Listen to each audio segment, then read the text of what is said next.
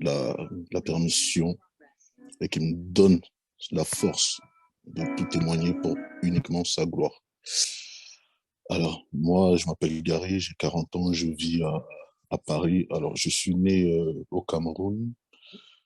J'ai eu une enfance assez comme tout enfant en Afrique, mais j'ai des vagues souvenirs que quand j'étais petit, je pense que j'ai eu deux ou trois expériences qui sont restées dans mon cerveau qui avaient rapport avec un peu la magie, parce que chez nous au Cameroun, c'est beaucoup lié parce que on est catholique et en même temps aussi on pratique la magie, la sorcellerie. Donc je me souviens vaguement d'une expérience que quand j'étais petit, que mon père m'avait ramené dans un endroit, je ne sais où, c'était en pleine nuit. Ça fait partie des expériences vraiment qui sont restées dans mon cerveau et que j'ai jamais réussi à savoir ce que c'était. Et j'ai eu une deuxième expérience, c'est que quand j'étais petit, en fait, pour ça, il faut toujours faire attention et de bien surveiller nos enfants parce que j'étais dans une cour et à côté, il y avait une sorte de flaque d'eau. Je ne sais pas ce qui s'est passé.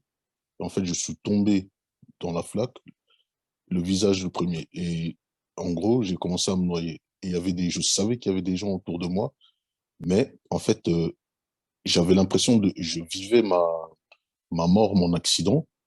Et quand je me suis retourné, je me suis vu face, en fait, face au ciel et je regardais l'eau qui était juste au-dessus de mon visage comme ça. Et j'étais là et je regardais. En fait, je ne respirais plus. Et puis, tout d'un coup, je pense qu'il y a des adultes qui sont venus et ils m'ont sorti de là. Et quand ils m'ont ranimé, ben, en fait, je me suis retrouvé dans mon corps. Et je suis resté là, comme ça, debout. Ça fait partie des expériences que j'ai eues, en fait, quand j'étais petit. Après, ma mère, elle est venue me chercher. J'ai atterri ici en France. J'avais 6 ans quand je suis venu. Bon, j'ai eu une belle enfance avec ma mère. Mais voilà, bon, c'était une femme seule. J'étais avec ma sœur. Elle a fait de son mieux. Et ça, je remercie vraiment Dieu pour tout ce qu'elle a fait. Mais il y avait un souci, c'est que, comme je disais, nous, dans notre famille, c'est beaucoup, beaucoup de sorcellerie et la magie, le catholicisme. Donc, elle me disait souvent d'aller à l'église parce que moi, j'avais une destinée pour être prêtre. Ouais, voilà, c'est ce qu'elle me disait toujours pour être prêtre. Mais moi, c'était pas un truc qui me bottait, quoi. Ça m'intéressait pas du tout. Donc, quand j'allais dans les églises catholiques, je rentrais dedans. En fait, tout de suite, l'ennui venait, je m'endormais. Même si je venais de sortir du lit, je retournais pour dormir là-bas. Donc, j'ai conclu qu'en fait, là-bas, il y a rien, c'est mieux que je reste dans mon lit. Donc, ce que j'ai fait, j'ai commencé à grandir. Puis, j'ai commencé à m'intéresser, en fait, au Seigneur, la Bible, parce que quand j'allais dans les églises catholiques, je rentrais chez moi parce que j'étais étonné. Je dis, mais en fait, ce qui est écrit dans la Bible et ce qui se passe dans cette église, il y a un problème. Déjà, premièrement, quand je lisais les 10 commandements, le premier commandement, tu ne te feras pas d'image taillée ni sculptée. Et quand j'allais dans ces églises, c'était totalement l'inverse. Donc, du coup, moi, j'ai décidé de plus aller là-bas. Donc, j'ai continué à mon adolescence. Je passe vraiment beaucoup de temps. C'est une période assez difficile pour un jeune garçon parce que j'avais pas de papa. Donc, ma mère, elle était là, elle travaillait vraiment dur pour nous nourrir, ma sœur et moi. Bon, moi, ce que je faisais, bon, je veux pas faire de bêtises parce que je traînais avec des amis, ils faisaient beaucoup de bêtises. Et j'ai dit non, non, moi, je n'ai pas envie d'aller en prison, sinon je sais que ma mère, elle allait me chicoter. Donc, j'évitais vraiment les bêtises. Donc, du coup, je me suis mis à commencer à lire la Bible. Je lisais la Bible. Et en fait, ce qui s'est passé, c'est que j'ai commencé à développer une sorte de, c'est pas une addiction, mais c'était vraiment, même quand j'étais à l'école, je pensais qu'à une seule chose, c'était rentrer à la maison, lire la Bible. Et à un moment donné, ce qui s'est passé, c'est que, en fait, j'ai commencé à voir les écritures de la Bible d'une façon différente. J'avais l'impression de connaître ce que je faisais. En fait, ce que je lisais, ça me paraissait familier. Donc moi, qu'est-ce que j'ai fait? Moi, j'ai continué. Et puis là, ma mère, elle a commencé à me dire, bon, tu vas bientôt être un homme, il va falloir que tu fasses quelque chose de ta vie. Bon, moi, j'étais là, je dis, oui, c'est vrai, mais comment? Elle m'a dit, le sport. Je dis, bah oui. Elle m'a dit, tiens, regarde les joueurs de foot ici bien. Je dis, bah, ok. Bah, j'ai commencé le football. J'ai commencé à jouer au football. Je me débrouillais assez bien. Donc, et elle entendait les résultats. Bon, comme nous, on est dans une famille, on est toujours dans une famille assez portée sur la magie. Donc, elle m'a dit, attends, je vais te ramener quelque chose. Donc, un jour, elle me ramène une sorte de talisman. ce talisman, je lui demande ce que c'est, elle me dit, ouais, tiens, garde ça avec toi. Je dis, bon, ok, d'accord. Donc, en fait, moi, je savais même pas, moi, pour moi, je me suis dit, bon, c'est une petite babiole, comme ça, quoi. Donc, j'ai gardé ça et quelques semaines après, j'avais passé un stage, en fait, j'étais parti au Girondins de Bordeaux parce qu'ici en France, il y a la Ligue 1, la Ligue 2, nationale, etc. Donc, pour devenir professionnel, bon, il faut passer soit par des détections, soit rentrer dans un centre de formation. Donc, moi, comme je n'étais pas en centre, j'ai fait quoi? Bah, je suis parti à un stage de détection. Pendant 5 jours, on a été testé sur des épreuves physiques. Mais quand je dis vraiment physique, c'était vraiment physique, hein. C'était 2 entraînements par jour pendant 5 jours. Au final, qu'est-ce qui s'est passé dans tous les stagiaires qui étaient là? On était au moins une trentaine, hein. Il y en a, il y en a un qui a été retenu, qui est resté là-bas. Et il y en a 5 autres, dont j'en faisais partie, à qui ils ont dit qu'ils allaient venir nous voir jouer en club pour confirmer en fait ce qu'ils avaient vu de nous. Donc, moi, j'ai pris ça comme un échec parce que pour moi, c'était absolument important que si je vais là-bas, je reste là-bas. Donc, qu'est-ce qui s'est passé? Quand je suis rentré à Paris, j'ai fait quoi? Bah, j'ai dit, bon, ça, là, c'est ce qu'on m'a donné, ça sert à rien. J'ai fait quoi? J'ai lâché le foot et puis je me suis dirigé petit à petit vers les sports de combat. À partir de ce moment-là, quand j'ai commencé les sports de combat, au départ, à la base, c'était juste pour me défendre parce que bon, j'habitais dans des endroits où il fallait savoir manier les poings. Soit si tu manies les poings, soit tu es avec plusieurs personnes. Voilà. En gros, il fallait savoir se défendre. Donc à la base, moi, j'ai commencé juste les sports de combat pour apprendre à me défendre. Et puis de fil en aiguille, ça a commencé par des petits tests au club où je boxais avec des gens. Après, quand le prof il a vu que je me débrouillais bien, il s'est dit, bah, tiens, tu pourrais faire de la compétition. Et j'ai dit, bah oui, pourquoi pas. Et de fil en aiguille, j'ai commencé à faire des compétitions, des combats. Et puis, petit à petit, ça m'a éloigné, en fait, on va dire, entre guillemets, de la criminalité, du banditisme ici, parce que je traînais avec, à l'époque avec des jeunes qui, eux, passaient du temps à faire que des bêtises. Et il m'est arrivé, c'est pas ces derniers temps, il y a de ça quelques années, j'ai repris contact avec l'un d'entre eux. Juste comme ça, on s'est retrouvés sur Facebook et il m'apprenait qu'il faisait des allers-retours en prison. Lui, il était dans la drogue. En fait, c'était parce que je traînais avec lui quand on était petit. On commençait à faire des bêtises. Ce qu'on faisait, en fait, on allait dans les boucheries. Il y a souvent ici en France, il y a souvent des rôtisseries. Ils laissent leur poulet dehors. Ils font frire le poulet. Quand il y a une personne qui veut un poulet, elle vient demander au boucher pour avoir un poulet et il l'achète. C'est que nous, qu'est-ce qu'on faisait? Bon, on venait, on volait ce poulet, on partait en courant, quoi. Donc, quand ma mère, elle a su que je faisais beaucoup de bêtises, c'est là qu'elle a, elle a commencé à me corriger. Donc, et avec le temps, j'ai dit, en fait, c'était pas bien parce que c'était fatigant de se faire corriger tout le temps par sa maman. Bon. Après, c'est les bêtises que je faisais. Donc, moi, ce que j'ai fait, bon, j'ai commencé à me mettre à fond dans les sports de combat. Puis, quand j'ai appris qu'on pouvait gagner sa vie, je me suis dit, bah, tiens, bonne idée. Donc, je vais commencer. Et c'est à cette époque-là même que je rencontre une femme. Bon, moi, à l'époque, je connaissais rien des femmes. Je suis bon, je me marie avec une femme. Et il y a une chose qui est importante que je veux dire ici, c'est que quand j'ai commencé à suivre le Seigneur, à lire la Bible tous les jours, et en fait, il y a un truc qui s'est passé. C'est maintenant quelle expérience que je suis en train de me rendre compte de ça. Il s'est passé que tout a été fait pour que je sois séparé, en fait, du Seigneur. Parce que je me souviens qu'un jour, quand j'étais vraiment intense, je rentrais tous les jours, je pouvais passer, sans mentir, je rentrais, il était 16 heures jusqu'à 20 heures, je pouvais lire la Bible. Et un jour, comme ça, je sors de chez moi parce que ma mère m'envoie faire une course. Je marche comme ça dans la rue. Euh, je, moi, je suis dans ma tête en train d'aller faire les courses. Puis, je vois un monsieur qui vient sur ma droite et il me dit, c'est bien comme ça, continue. Puis, je regarde la personne, je dis, mais qu'est-ce qu'il me raconte? Puis moi, je dis, bon, peut-être que le mec s'est trompé je sais pas, de personne. Bon, moi, je continue mon chemin. Et après, quand je marche, je me dis, attends, pourquoi il me dit ça? Et quand je suis retourné, j'ai vu qu'en fait, la personne, elle avait apparu comme ça. La personne, elle est apparue comme ça. Et elle m'a dit, continue comme ça, c'est bien ce que tu fais. Faut continuer, pas sur le même chemin. Donc, bon, moi, je suis rentré. Puis là, il y a un problème qui a commencé. C'est comme moi, je fumais pas et comme je buvais pas, bah, forcément, j'ai été attrapé par les femmes. Donc, en fait, j'ai commencé à faire des conneries avec les femmes. Ça a commencé, on va dire que c'est à partir de cet âge-là que j'ai commencé, entre guillemets, à faire des bêtises avec les femmes. Donc moi, par la suite, en tant que combattant, Bon, je rencontre une femme, je dis, bon, maintenant, Gary, tu as la vingtaine, il serait peut-être temps de se poser. Donc, je rencontre une femme, on fait un enfant, deux enfants, trois enfants. Mais je sens toujours quelque chose qui va pas. Je me dis, bon, il faudrait peut-être que je me marie parce que vivre avec une femme comme ça, c'est pas bien. Je peux vous dire que le Seigneur m'est témoin. J'ai essayé de me marier avec cette femme. Je suis resté avec elle pendant 13 ans. On n'a jamais réussi à se marier. Jamais, jamais réussi. Et donc, après avoir vu ça, je me suis dit, bon, parce qu'en plus, de son côté, en fait, c'est une musulmane pour préciser.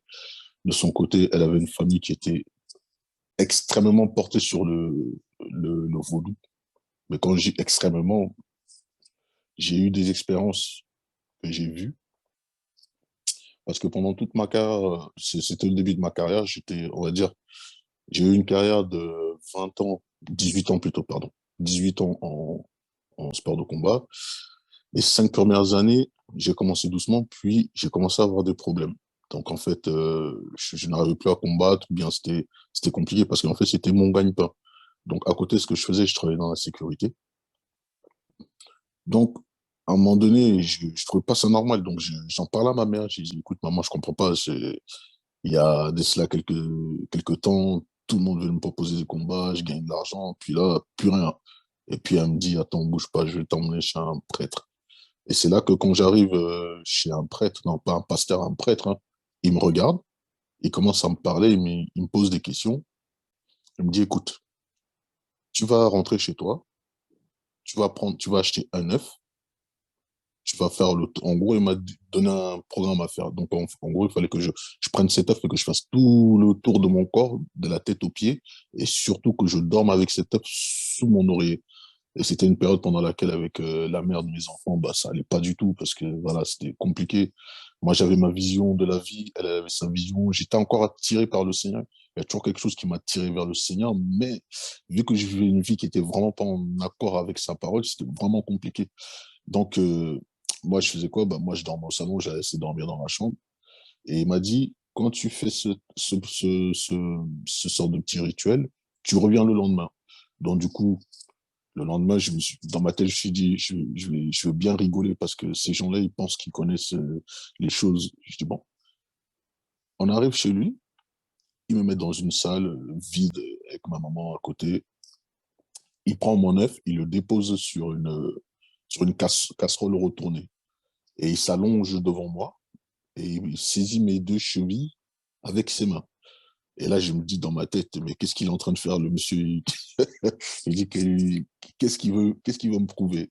Bah, ce que j'ai vu de mes yeux, c'était la première fois que je vois ça. J'ai vu une personne qui a commencé à léviter tout son corps et il s'est levé.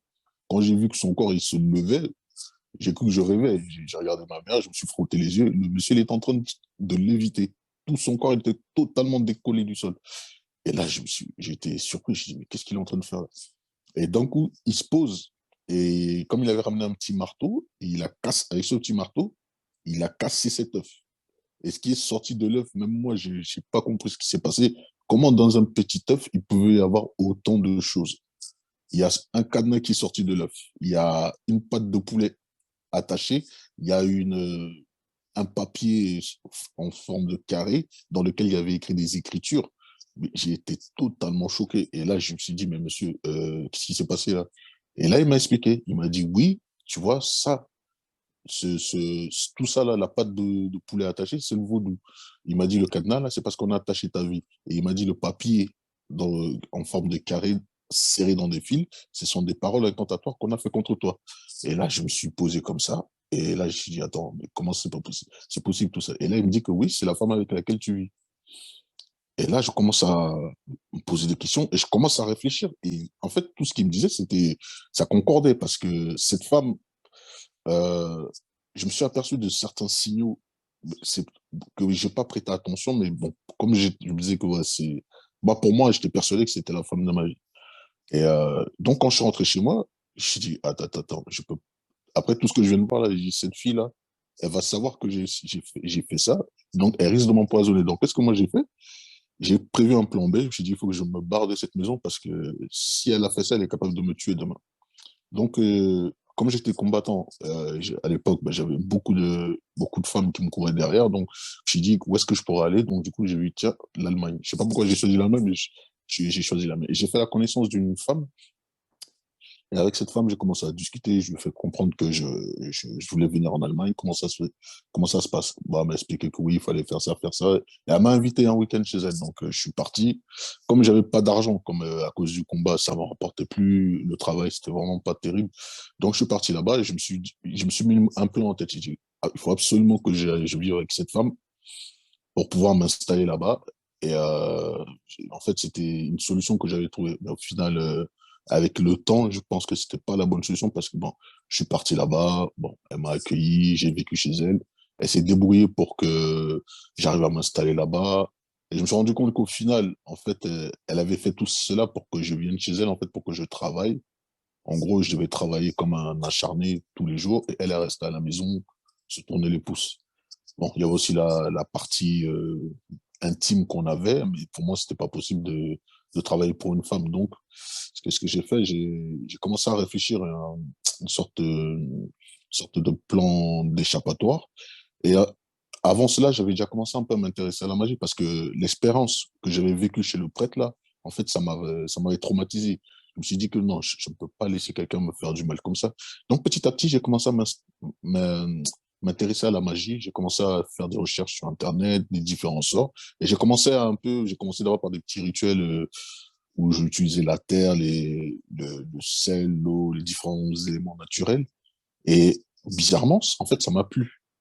Il y avait aussi le feu, ça m'a plu. Donc, du coup, j'ai continué à insister, à insister. Et quand je suis arrivé en Allemagne, en fait, je ne sais pas ce qui s'est passé. En fait, ça a décuplé cette envie de vouloir faire la magie. Donc, par la suite, ce que je fais, bon, ben, je vois qu'avec la femme, c'est pas possible. Donc, je me suis dit, il faut que je trouve une solution. Et bon, je lui demande que oui, est-ce qu'il n'y aura pas un club de sport ici où je peux m'entraîner, boxer un peu. Donc, elle me dit, oui, bah, tiens, je connais quelques clubs là-bas. Donc, elle m'emmène dans un club et je vois le propriétaire de la salle. Il parle avec moi, il sait que je suis combattant professionnel. Il me pose la question, mais qu'est-ce que tu vas faire ici? Ici, on n'a pas d'athlète professionnel. Qu'est-ce que tu veux faire? Je dis, non, moi, je veux juste un endroit pour m'entraîner, pour me défouler, puis peut-être travailler ici, quoi. Il me dit, OK, il me donne rendez-vous un jour, puis il dit, bah, d'abord, il voulait me tester pour voir si j'étais vraiment crédible, parce qu'il y a des gens qui parlent. Je dis, non, mais tu peux regarder sur YouTube, il y a mes vidéos. Ça me dit, ouais, je sais, mais bon, viens, on tourne un peu. Donc, je tourne avec lui. Comme je sais qu'il est là pour me tester, donc moi, je passe tout de suite en mode combat. En fait, quand on passe en mode combat, il faut être sans pitié. C'est-à-dire que la personne qui est en face de nous, bah, c'est la guerre. Donc, qu'est-ce qui se passe? Bon, bah, je passe en mode bastonnade accélérée, donc je mets bien sa ration. Et là, le gars, il me dit, non, franchement, t'es fort. Donc, il me dit, bah, écoute, si tu veux, ici, de temps en temps, j'ai besoin d'un assistant pour travailler avec moi. Donc, il me propose un petit travail, ça me fait un peu d'argent au black. Je me dis, bon, c'est déjà mieux que rien. Et de fil en aiguille, je parle avec lui, je dis, écoute, tu sais, la femme avec qui je vis, là, elle a des projets un peu sombres à mon égard. Voilà, j'aime pas travailler pour une femme comme ça. Déjà, pour moi, c'est pas normal dans ma culture, je suis pas un esclave. Après, il me dit, OK, ouais, je vais voir ce que je veux faire. Donc, lui, dans cette ville, en fait, lui, il était le chef d'un gang de motards. Donc, en gros, il avait le bras long dans toute la ville. Donc, il se renseigne de fil en aiguille, il me donne des filons. Et on arrive à monter un dossier, et boum, j'ai un appartement là-bas. Donc, du coup, je quitte la femme chez qui je vivais là, ben, tranquillement, mais elle n'a pas voulu me laisser partir parce que elle avait kidnappé toutes mes affaires, elle voulait absolument pas me laisser partir parce qu'elle avait trouvé comment on dirait ça, sa poule aux œufs d'or travailler et elle est à la maison tranquillement. Donc, moi, j'ai dit non, puis au final, j'ai récupéré mes affaires. Et quand je me suis retrouvé dans cet appartement tout seul, je ne sais pas ce qui s'est passé. En fait, on dirait que j'ai été comme pris d'une possession, mais une possession tellement forte, j'avais envie vraiment de pratiquer. Et donc, j'ai vraiment commencé à pratiquer, acheter des bouquins, faire des rituels, tout ça. Et entre-temps, le temps que j'habite dans l'appartement et que je quitte chez la femme, il y a des amis qui m'ont hébergé. Alors, un jour, il s'est passé une expérience bizarre parce que je commençais à étudier les 72 anges je sais même plus comment ça s'appelle, en gros, le truc avec les 72 anges. Et j'étudiais, j'étais en train d'étudier, j'essayais de regarder celui qui me correspondait le plus. Après, j'ai découvert qui c'était en fait. Donc, il y avait des trucs à faire, en gros, des incantations, des prières, tout ça. Et puis bon. À un moment donné, je vois que ça marche pas. Je me suis dit, bon, ça, c'est des bêtises, ces trucs-là. J'ai lâché l'affaire. Et un jour, il devait être 2 heures, 3 heures du matin parce que mes amis, eux, dormaient dans la chambre et moi, je dormais au salon. Il s'est mis à sentir une odeur, mais un parfum un fort parfum, mais je me suis dit, mais attends, mes amis, ils sont pas là. Attends, mes amis, ils sont en train de dormir, donc ils vont pas se parfumer. Je dis, mais c'est quoi cette odeur-là? Et l'odeur, elle était tellement, mais je veux dire, hein, tellement bonne que je me suis mis à chercher, donc, et j'étais dans le noir, hein. Je dis, mais qui met un parfum à 3 heures du matin, 2 heures du matin comme ça? C'est pas mes amis. Après, j'ai dit non. Bon, je me suis dit, c'est peut-être mon nez qui fait des tours. Et en fait, et plus tard, je me suis rendu compte que une fois le professeur, il avait parlé de ça, c'est que il y a certains anges qui apparaissent avec des odeurs. Donc moi, du coup, bah, j'ai laissé cette affaire. Et quand je vivais tout seul, bah, j'ai commencé à pratiquer. Mais il me manquait toujours quelque chose. Je sais pas, il y avait une sorte de vide. Et le fait aussi que de vivre dans un pays étrangers, parce faut comprendre une chose, les Allemands, c'est un peuple très discipliné, mais c'est aussi un peuple très, très sage. C'est-à-dire qu'un Allemand, il va pas venir chez vous comme ça à l'improviste. Il va pas débarquer. S'il vient chez vous, c'est pour un but précis et il rentre chez lui. Il débarque pas comme ça, comme en France ici. Donc, j'ai commencé à ressentir une nostalgie vraiment difficile. Donc, je me sentais seul. Donc, je me suis dit, bon, il me faut une petite copine parce que moi, j'ai jamais été quelqu'un qui supportait la solitude, surtout que j'avais été mordu par les femmes. Donc, je me suis dit, il me faut une petite copine. Puis, de fil en aiguille, je rencontre une fille parce que j'allais aussi dans une école pour apprendre la langue allemande. Je rencontre une fille, je dis, bon, ouais, elle est jolie, ça peut passer. Moi, dans ma tête, c'était ça, en fait. C'était juste avoir de la compagnie. Et en fait, ce qui s'est passé, c'est que de compagnie, en fait, je suis tombé amoureux de cette femme. Elle était plus jeune que moi. Je suis tombé amoureux d'elle. Mais j'avais des doutes parce que moi, je suis quelqu'un je suis très méfiant envers les femmes parce que vu mon passé que j'ai eu et vu ce que je connaissais, les bêtises que j'avais fait avec les femmes, moi, pour que je donne ma confiance à une femme, c'était vraiment compliqué. Donc, je suis revenu à Paris parce que le week-end, je rentrais toujours en France. Puis, je savais que ma maman, elle avait des tuyaux, tout ça. Et puis, je dis, bah, écoute, maman, j'ai rencontré une femme là. Ouais, voilà, je voudrais, bon, on est amoureux, quoi, mais j'aimerais vraiment qu'elle reste avec moi. Puis, elle m'a parlé d'un truc qu'on pourrait faire, une sorte de rituel, tout ça.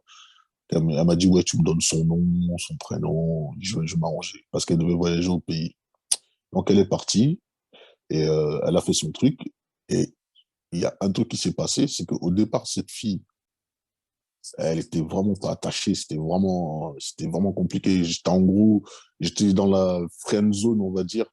J'étais le copain, mais dans la friend zone. Mais une fois que ma mère est partie au pays, c'est totalement devenu différent. C'est totalement devenu différent.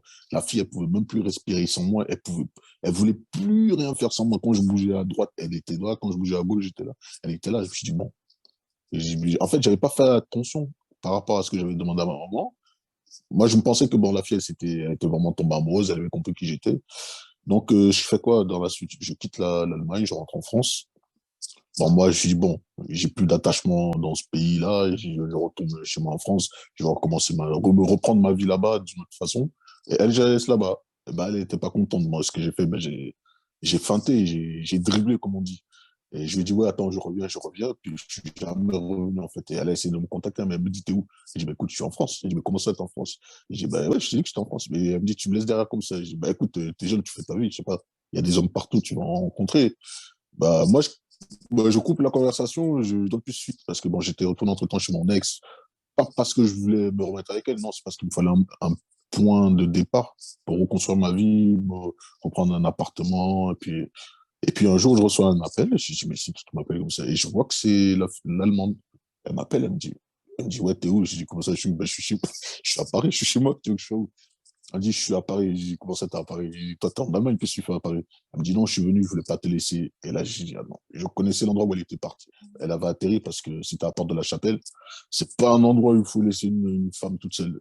Et moi, je me suis dit, ouh là là là là, attends, je vais pas la laisser là-bas parce qu'il va se passer des trucs bizarres. Donc, j'ai couru, je suis parti la chercher. Je lui ai demandé, mais qu'est-ce qu'elle fait là? Elle me dit, elle veut pas vivre sans moi. Et là, je me suis retrouvé avec une situation vraiment compliquée. Je vivais chez mon ex, parce qu'ici en France, quand l'homme il quitte la maison, il laisse toi à la femme et aux enfants. Et je dis, attends, je me retrouve chez mon ex. Là, toi, je peux rien faire pour toi. Qu'est-ce que tu veux que je fasse? Là, par la suite, je me rends compte que là, je suis vraiment dans le pétrin. Donc, je demande à ma mère si elle peut m'héberger. Elle me dit, OK. Je dis, bon, je suis avec ma copine allemande, tout ça. Elle me dit, OK, il n'y a pas de souci, tu venais à la maison. Donc, on vient.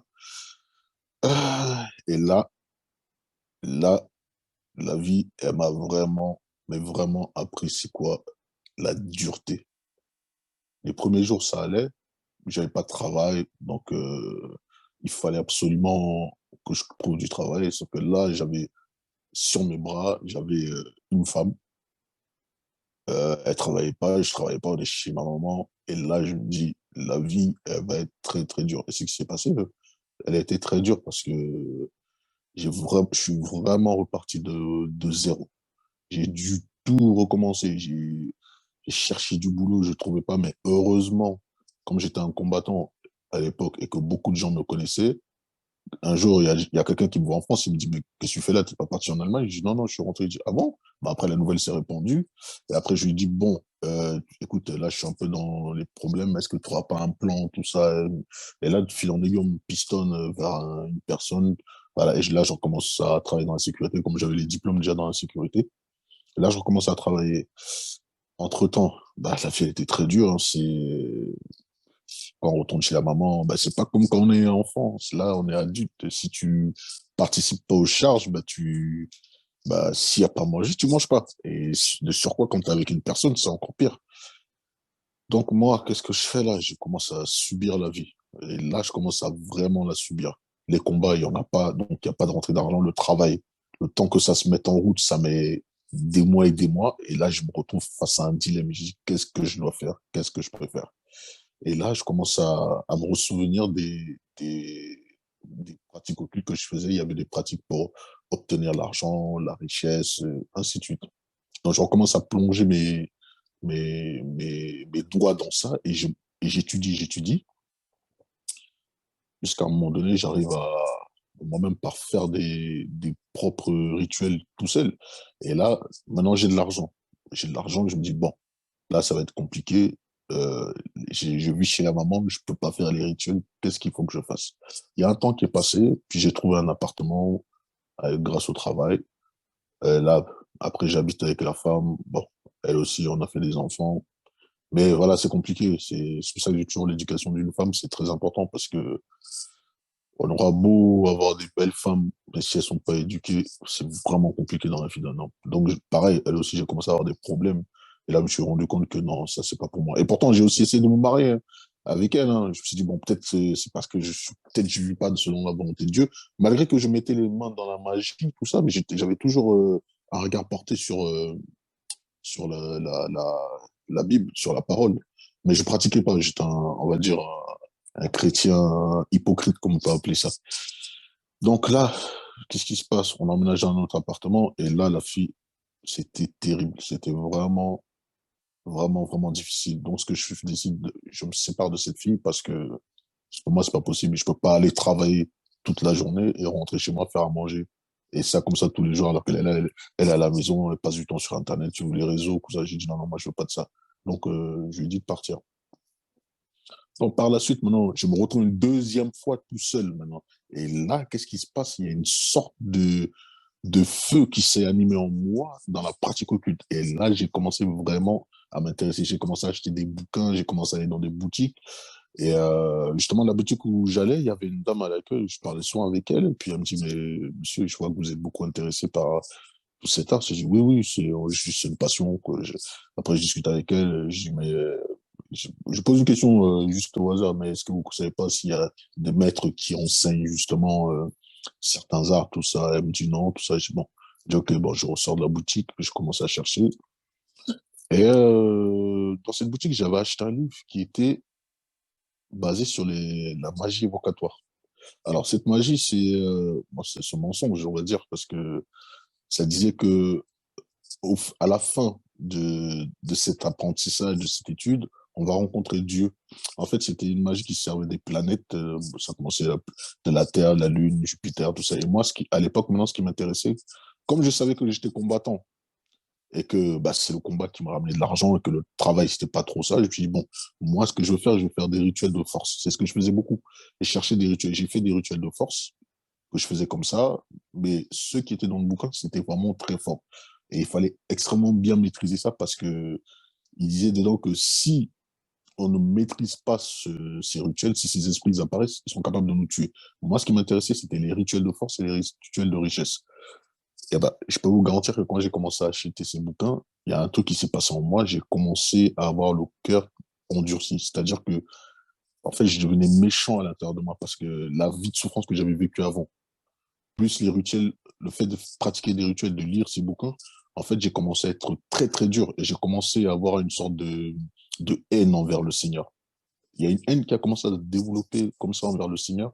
Je ne peux pas expliquer comment ça se fait, mais si quelqu'un, à cette époque, me parlait de Jésus, Christ, mais j'étais capable de le tabasser, juste parce qu'il a prononcé ce mot, ce nom. Donc, j'ai commencé à m'endurcir, et j'ai cherché des rituels de force. Et ce qui s'est passé, c'est que bah, quand j'ai vu que je ne maîtrisais pas ça, j'ai dit, bon, j'ai des connaissances au Cameroun, je vais aller les voir. Et quand je suis arrivé là-bas, j'ai dit, écoute, bon, voilà, écoute, moi, je suis boxeur, voilà, je suis combattant, tu sais que, bon, je vais expliquer comment on fait. En gros, nous, quand tu es un combattant qui met que des KO, bah, le public, il aime ça. Donc, du coup, les promoteurs, ils t'appellent, ils te payent, et tu gagnes très bien ta vie. Donc, je lui ai dit, écoute, est-ce que tu peux m'aider de ce côté-là? Il m'a dit, OK, il n'y a pas de problème, je vais te guider. Après, un jour, il vient me chercher la personne et on part en forêt, loin, loin, loin, loin. On arrive dans un village de pygmées, que les gens de courte taille, là. Il n'y en a pas un qui faisait ma taille. J'avais l'impression d'être un géant. Même dans la maison, j'étais obligé de me baisser alors que je fais quoi? 1,75 m. Mais c'était vraiment petit. Donc, il y a une dame qui vient me voir, elle commence à parler. Bon, moi, je comprenais rien à ce qu'elle me disait. Il était en train de traduire. Donc, elle m'a dit, écoute, elle va te donner un truc qui s'appelle le sciure.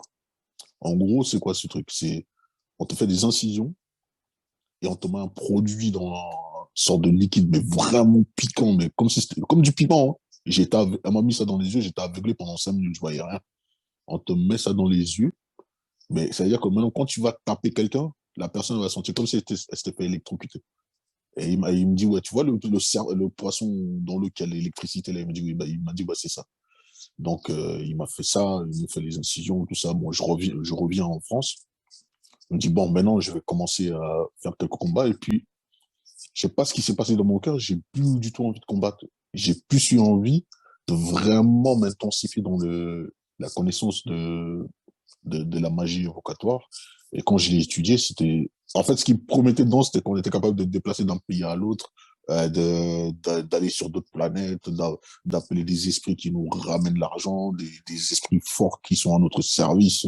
Enfin, en gros, quoi, il y avait des esprits vraiment maléfiques dedans. Je me suis dit, non, il y en a là, faut même pas que j'essaie de les convoquer parce que si je fais mal le rituel, c'est ma vie qui va partir.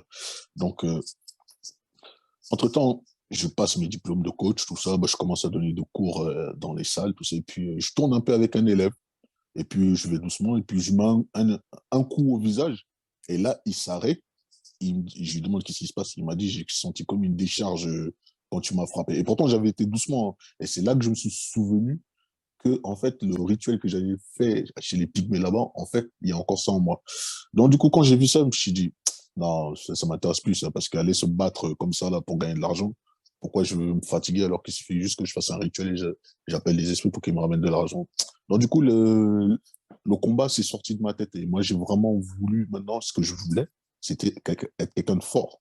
Pourquoi? Je vais vous expliquer tout simplement. Parce que dans ma famille, ils sont très, très, très ancrés dans la magie, la sorcellerie. C'est-à-dire que de mon enfance jusqu'à ce que je quitte ma mère, j'ai entendu tellement de personnes qui sont mortes parce qu'on les a bouffées, parce qu'on les a fait ci. Il y a des gens dans ma famille qui sont ancrés dans la magie, qui tous les ans devaient sacrifier quelqu'un. Et ma mère nous a toujours protégés par rapport à ça. Et quand j'ai vu qu'ils essayaient encore, parce que j'avais beaucoup, beaucoup de problèmes, hein, je me suis dit, ça se trouve, c'est donc j'ai décidé quoi? En fait, j'ai décidé, je veux plus combattre. Moi, ce que je veux être maintenant, c'est d'être quelqu'un de très fort. C'est-à-dire que le premier qui s'amuse avec moi, je le termine. Je voulais être riche. J'étais même arrivé à un tel point que je me disais que je voulais être milliardaire, même si c'est 5 ans, et même si je finis en enfer, c'est pas grave. Moi, mon objectif, c'était quoi, en fait? C'était être très riche, aider les pauvres, aider ma famille. Et après, si je meurs, bon, ben, si je dois aller en enfer, j'irai en enfer, hein. C'est pour vous dire à quel point j'étais envoûté. Donc, par la suite, je me retrouve encore seul. Hein. Moi, je suis quelqu'un, la solitude, là, sans femme, pour moi, c'était pas possible. Donc, j'étudie comme ça, je dis non, il me faut une femme. Parce que bon, l'homme, il a des besoins. Et donc, je recontacte mes contacts au Cameroun, là-bas. Je leur demande, écoute, t'auras pas des trucs, des bains pour, enfin, pour attirer les femmes, quoi. Parce que moi, c'est ce que, parce que c'est pas que je sais pas parler aux femmes, c'est que tout simplement, je voulais juste une femme qui soit avec moi, pas une qui reste là après qui part. En fait, c'est fatigant pour moi de tout le temps draguer. Donc, j'ai dit, est-ce que tu n'auras pas une femme, un truc pour attirer les femmes? Il me dit, ok, tiens, bah, écoute, je t'envoie ça. Et moi, de mon côté, j'ai fait mes recherches. J'ai aussi trouvé des rituels. Donc là, je reçois les colis à la maison. En fait, c'était un bain. Je fais un bain dans lequel je demande ce que je veux. Et moi, de mon côté, j'étais fait un rituel pour vraiment renforcer ça au bord de l'eau. Donc, bon, je rentre chez moi, comme ça. Et puis, un jour, je vais donner un cours. Et puis, je vois une femme qui débarque comme ça. Je dis, bon, elle était là, les yeux écarquillés. Je me suis dit, bon, c'est peut-être quelqu'un qui. Je la renseigne. Elle me dit, ouais, bon, voilà. Je commence à donner le cours. Et ben, de fil en aiguille, ben, en fait, on s'est mis ensemble. Et cette femme, pendant tout le temps qu'on est resté ensemble. On est resté quoi, 2 ans et demi ensemble. La première année, je faisais des rituels, mais c'était même arrivé à un tel point, on partait en vacances, je ramenais les bouquins, je faisais mes rituels devant elle, chez elle, je faisais les rituels, et je venais ici chez moi, je faisais les rituels. Tout allait à merveille. C'était vraiment la femme, elle voulait m'épouser, elle voulait faire sa vie avec moi, elle me disait que ouais, je peux pas respirer sans toi, t'es mon oxygène. Dans ma tête, je dis, mais c'est qu'est-ce qu'elle a cette fille-là? Il faut que j'aille doucement la nuit parce que il y a les femmes, dès que tu vas un peu fort, elles commencent à perdre la tête. Donc moi, j'ai dit, bon, ça va lui passer. Et puis un jour, comme je n'arrivais pas à trouver de maître, qu'est-ce que j'ai commencé à faire? Ben, j'ai commencé à regarder les vidéos. Un jour, je tombe comme ça chercher des vidéos sur YouTube et pour voir des maîtres s'ils laissaient des secrets, mais je suis tombé sur des charlatans. Je les contactais, mais c'était des charlatans. Donc, du coup, un jour, je tombe sur des témoignages de chrétiens, d'anciens sorciers, qui disent comment ils étaient dans l'occultisme et comment ils en sont sortis. Moi, la façon dont ils étaient sortis de là ne m'intéressait pas. Moi, c'est ce qu'ils me racontaient, les rituels qu'ils faisaient. J'ai essayé, en fait, en gros, d'obtenir des informations clés qui vont me permettre mon progrès spirituel, en gros. Puis, de fil en aiguille, moi, ma vie, elle continue. Un jour, je vais au travail, je donne mon cours de sport à mon client, tout ça. Bon, je rentre chez moi. J'étais sur une trottinette, hein. J'étais sur une trottinette. Je rentrais chez moi, puis j'entends le témoignage d'un ancien, un ancien occultiste qui raconte son témoignage. Il parle de son témoignage, il dit que oui, lui il était dans la sorcellerie au degré. Donc, un jour, il se baladait, il entendait des oiseaux qui parlaient. Et je me suis dit, mais qu'est-ce qu'il raconte? Le gars, il était fort dans ce qu'il a fumé, parce que des oiseaux, oui, ça parle, mais non, on ne peut pas comprendre. Et il disait que les oiseaux, ils étaient en train de glorifier, de louer Dieu. Que même les arbres, ils chantaient la louange à Dieu. Je dis, oh, je dis, ah bon? Je dis, bon, lui, je me suis dit, lui, ce qu'il raconte, c'est entre lui et Dieu. Moi, je ne sais pas ce qu'il raconte, c'est vrai. Moi, ce que je veux savoir, c'est les petits secrets pour m'améliorer. Donc, il commence à continuer à raconter son histoire. Il dit un jour, il sortait pour aller à un rendez-vous parce ils avaient des pratiques occultes à minuit dans un cimetière. Puis, il voit trois jeunes, il rencontre trois jeunes et il demande à ces jeunes, mais qu'est-ce que vous faites à cette heure-ci, la nuit, il faut pas traîner le soir comme ça. Et les trois jeunes lui répondent que non, on a rendez-vous avec des esprits parce que on doit aller faire quelque chose. Donc, lui, il continue son chemin, il dit, les petits jeunes, là, ils savent pas ce qu'ils font. Et en continuant sur le chemin, il rencontre les trois jeunes en train de fuir. Et il dit, bon, pourquoi ils fuient? Et un peu derrière les jeunes, il voit trois esprits, mais malfaisants, mais d'une laideur mais indescriptible. C'est le monsieur qui raconte ça, d'une laideur indescriptible. Et comme lui, il était supérieur à ces esprits, il les arrête. Il leur demande pourquoi vous courez. Et les esprits ne voulaient pas répondre. Il a insisté, comme il avait une autorité par rapport à eux, il a insisté. Pourquoi vous courez? Il a dit parce qu'on avait rendez-vous avec trois jeunes. Et il a répondu, ces trois jeunes sont partis en courant. Il dit oui, oui. Et pourquoi vous leur courez derrière? Parce que quand ils nous ont vus, ils sont partis en fuyant. Et donc, on veut les rattraper pour leur faire payer ça parce qu'on s'est déplacé pour rien. Et après, il a dit, OK, mais pourquoi vous êtes paniqué comme ça? Il dit, parce que aussi, pendant qu'on courait derrière ces jeunes, en fait, ce qui s'est passé, il y a un des jeunes qui a dit, Seigneur, sauve-moi. Et l'occultiste, il dit, et puis après? Il a dit, en fait, quand il a dit ça, il y a une lumière qui est sortie du ciel, comme un éclair qui a explosé et qui les a fait partir en courant. Et le Christ, il demande aux esprits, mais et c'est ça qui vous fait partir? Il m'a dit, non, le problème n'est pas ça, c'est que celui qui a apparu là, il n'aime pas qu'on touche ses protégés. Et là, il leur demande, attends, comment ça? Donc, il y a quelqu'un qui est plus puissant que vous et moi. Et il leur pose la question, oui, et il leur demande c'est quoi son nom. Il dit, on ne peut pas donner son nom. Parce que si on donne, c'est fini pour nous. Alors, il leur demande encore, quel est son nom? Et là, ils lui répondent, c'est le Seigneur de tous les esprits. Et là, le Seigneur m'est témoin. J'étais sur ma trottinette. J'ai entendu ce mot, le Seigneur de tous les esprits. Ça m'a fait comme si je sortais d'un sommeil. Je me suis réveillé.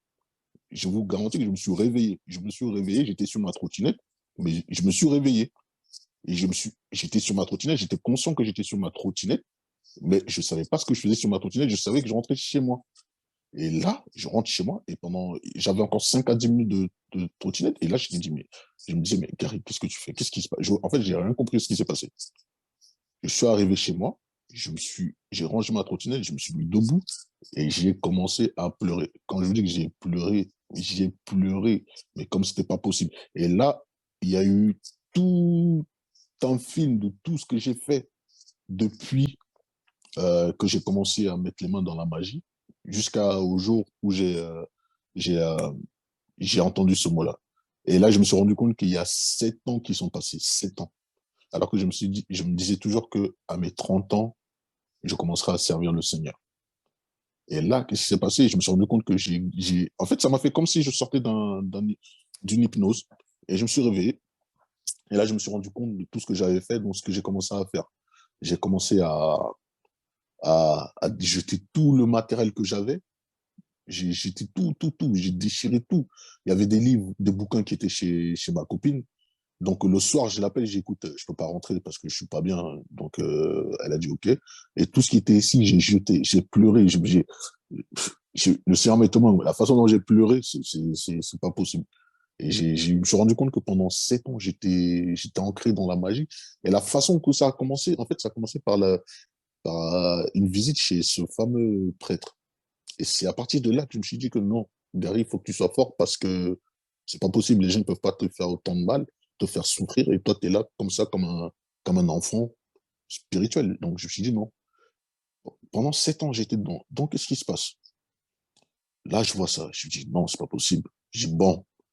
Après, ce que je fais, quelques jours après, je vais voir ma copine. Bon, comme c'était la Saint-Valentin, donc on fête, tout ça. Et, les amis, ce qui m'est arrivé, c'est incroyable. Un jour, je me lève comme ça le matin, juste le fait de marcher, je commence à avoir des douleurs, du mal à respirer. Donc je me dis, mais qu'est-ce qui se passe? Je dis, attends, non, peut-être c'est la fatigue. Je dis, non, je vois, ça dure une journée, 2 journées, je dis, c'est pas normal. En fait, à peine je marchais 2, 3, 4 pas, j'avais l'impression de courir un 100 mètres. J'avais les poumons qui étaient atrophiés. Donc, j'étais inquiet. Je me suis dit, c'était juste avant le premier confinement mondial que nous avons eu. Donc, je vais voir mon médecin. Elle me consulte. Elle me dit, mais monsieur, je dis, oui, vous êtes fumeur? Et je dis, non, non, je suis pas fumeur. Elle dit, bah, là, c'est bizarre, vous avez des poumons atrophiés. Et j'ai dit, ah bon, comment ça? Oui, on dirait que vous avez 70 ans ou bien vous êtes un très grand fumeur. Je dis, non, madame, moi j'ai toujours été sportif. J'ai jamais fumé, j'ai jamais bu. J'étais un très grand sportif. Et là, elle me donne une sorte de bonbonne pour les asthmatiques là. Et là, je sors de là. Je me dis, mais c'est quoi cette histoire? Et je peux vous garantir que j'ai été malade pendant 1 an et demi. 1 an et demi. Marcher pour moi, ça devenait très, très compliqué. Et c'est là que je me suis rendu compte de ce que c'est que le souffle de vie. Quand le Seigneur il nous met dans ça, il nous met ça en nous, c'est vraiment important. Et je vivais chez cette fille-là. Donc, je suis parti chez elle avec peine parce que je suis resté là-bas, parce qu'après, il y a eu le confinement. Je peux vous dire, hein, j'ai tellement souffert. La nuit, j'avais du mal à respirer. En fait, je devais batailler pour respirer. Et je me mettais les bonbonnes d'asthmatique, là, et ça allait mieux. Mais dès que j'utilisais pas ça, en fait, mes poumons, ils faisaient un bruit comme, je sais pas si les gens connaissent un accordéon. C'était vraiment un bruit, c'était vraiment un bruit fort. Donc, je me suis dit, Seigneur, je sais que j'ai... parce que je sais que toutes les pratiques qu'on fait, il y a toujours des conséquences derrière, même si on revient au Seigneur. Je dis, Seigneur, je sais que j'ai fait des bêtises, mais si tu veux, tue-moi, parce que là, c'est plus possible. J'avais tellement du mal à respirer. Il y a des moments, dans ma tête, je me disais que non, là, ça y est, c'est mon dernier instant. Je me disais, là, aujourd'hui, je vais mourir. Parce que la façon que je respire, même ma copine à l'époque, elle était inquiète. Elle me dit, ça va? Je ne veux pas l'inquiéter. J'ai dit, oui, oui, ça va. Pendant 1 an et demi, j'ai souffert. Et puis, pendant ces 1 an et demi, ce qui s'est passé, en fait, c'est que, à force de pratiquer, en fait, j'ai commencé à avoir des taches, en gros, des taches sur les jambes, des taches noires qui apparaissaient sur mes jambes. Parce que je m'étais débarrassé de tout chez moi, mais chez elle, j'avais encore gardé des trucs. Et donc, j'ai commencé à avoir des taches qui apparaissaient sur mes jambes. Et pareil pour elle. On s'est posé la question, on me dit, mais attends, on n'a pas de problème. Et donc, je me suis mis à penser dans la Bible, je me suis dit, attends, ceux qui jetaient leurs trucs, qui faisaient la magie, ils jetaient tout. Je me suis dit, ici, il y a des trucs qu'il faut que je jette. Et puis un jour, elle part au travail, je me lève le matin, je déchire le bouquin que j'avais. Et là, j'ai senti comme s'il y avait une sorte de sangsue qui était collée à ma cheville, qui s'est décollée. Et j'ai regardé comme ça, il y a quelque chose qui m'avait piqué, et j'ai regardé, en fait, j'ai rien vu. Et quelques jours après, les taches, elles ont commencé à disparaître. Et là, c'est là que j'ai compris que ah, c'est parce que j'avais encore ce bouquin-là que j'avais des problèmes comme ça. Elle aussi, elle a vu ça, mais elle s'est pas inquiétée. Et moi, je savais pas quoi. Donc maintenant, je me suis dit, bon, j'ai abandonné, je m'en occupe. Bon, maintenant, il faut que je fasse quelque chose de ma vie parce que bon, je peux pas rester comme ça. La fille, c'était neuf. Pour l'instant, tout allait bien, tout allait bien. Puis un jour, je parcours Facebook comme ça, puis je tombe sur une publication, je vois spiritualité chrétienne. Je dis, mais je commence à lire comme ça, juste par curiosité. Ça, il parlait des différents mondes et il parlait de Jésus. Je dis, mais c'est quoi ça? Je dis, qu'est-ce que c'est que ça? Et donc, je m'intéresse un peu plus et je regarde la photo profil et je vois, je dis, mais de quoi il parle lui? Bon, je regarde tout ça, je lis, je lis, je lis. Et je prends contact avec lui, je me suis dit, attends, c'est qui ce monsieur? Il parle de Jésus, il parle de monde spirituel, il parle de magie, parce que j'ai parcouru toute la page. Hein. J'ai dit, ça se trouve, c'est des sorciers déguisés. J'ai dit, bon, parce qu'entre-temps, bon, les problèmes sont revenus et j'étais encore attiré par le monde occulte, hein, sans mentir. Donc, moi, ce qui m'intéressait, c'était vraiment progresser, être fort. Parce que bon, ça y est, j'ai jeté les bouquins, tout ça, donc j'ai plus de défense. Là, c'est dire s'il y a un sorcier de la famille qui veut me manger, ah, c'est un poulet tout cuit qu'il a devant lui. Donc, j'ai dit, ça, c'est hors de question. Je me suis dit, bon, j'ai dit, ça se trouve, le monsieur là, il peut être mon maître parce qu'il connaît, il a l'air de maîtriser les choses. Donc, j'envoie un message. Je dis, monsieur, je pose une question, je dis, vous êtes sorcier ou bien qu'est-ce qui se passe? Il me répond pas. Je dis, bon. Bon, j'ai dit, je vais attendre encore un peu. Après, j'envoie encore des messages. Et là, il m'envoie sur une page YouTube. Et là, je tombe dessus. Je vois combien il est habillé. Je dis, non, ce monsieur-là, lui, c'est pas. Parce que moi, j'avais le cliché des serviteurs de Dieu qui étaient en costume, cravate bien classe. Je vois un monsieur avec un habillement de jeune comme moi. Je dis, mais c'est qui ce monsieur? J'ai dit, lui, là. Et quand j'ai entendu comment il enseignait, oh, j'ai jamais entendu quelqu'un parler comme ça. Je dis, mais c'est qui ce monsieur? Et de fil en aiguille, je me suis rendu compte que ce qu'il disait, j'allais regarder dans la Bible, il disait des choses que je ne connaissais pas et qui ne se trouvaient pas dans la Bible. Donc, moi, ça m'a piqué ma curiosité. J'ai dit non, il faut que je le contacte. Et là, je le contacte. Après plusieurs essais, je commence à parler avec lui et je me rends compte que non, c'est quelqu'un de vraiment sérieux dans ce qu'il fait. Je dis, OK. On échange de fil en aiguille. Bon, après, je vois qu'on commence à rentrer en bon feeling. Et là, il me dit que, il me pose des questions. Bon, je commence à rentrer plus, revenir vers le Seigneur parce que moi, l'occultisme, voilà. Moi, ce que je cherchais, moi, c'était la connaissance, la force. Quand je vois que le monsieur, il connaît des choses, je dis, bon, je vais aller avec lui, puis je vais apprendre, je vais découvrir. Et après, par la suite, bon, il y a eu ma délivrance parce que je lui ai expliqué tout ce que j'avais fait. Et c'est vrai que j'ai fait un peu du n'importe quoi. J'ai fait tout et n'importe quoi, alors que c'est pas beau. Donc, il m'a expliqué, bon, on va te délivrer, on va faire ces prières. Il y avait le professeur et le frère Patrick, ils ont prié pour moi. Donc, après ça, c'est là que les problèmes, ils ont commencé avec la femme avec qui je vivais. Parce que dès que j'ai été délivré, les problèmes, ils ont commencé avec elle.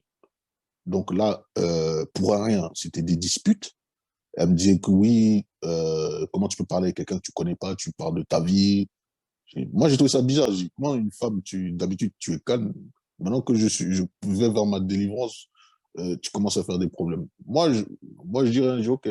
Bon, après, le Seigneur m'a mis à cœur de vraiment soutenir l'œuvre du professeur parce que quand j'ai vu ce qu'il faisait, je me dis non, lui, c'est un vrai serviteur de Dieu, il faut que je fasse quelque chose. Donc, j'ai dit, Seigneur, vraiment, guide-moi vers quelqu'un, que je peux soutenir pour ton œuvre. Et il m'a guidé vers le professeur. Donc, j'ai commencé à le soutenir. Et là, les problèmes, ils se sont amplifiés. Que des histoires, que des problèmes avec cette femme. Et ça faisait 1 an et demi que j'étais avec elle. Pendant 1 an, on n'avait que des problèmes.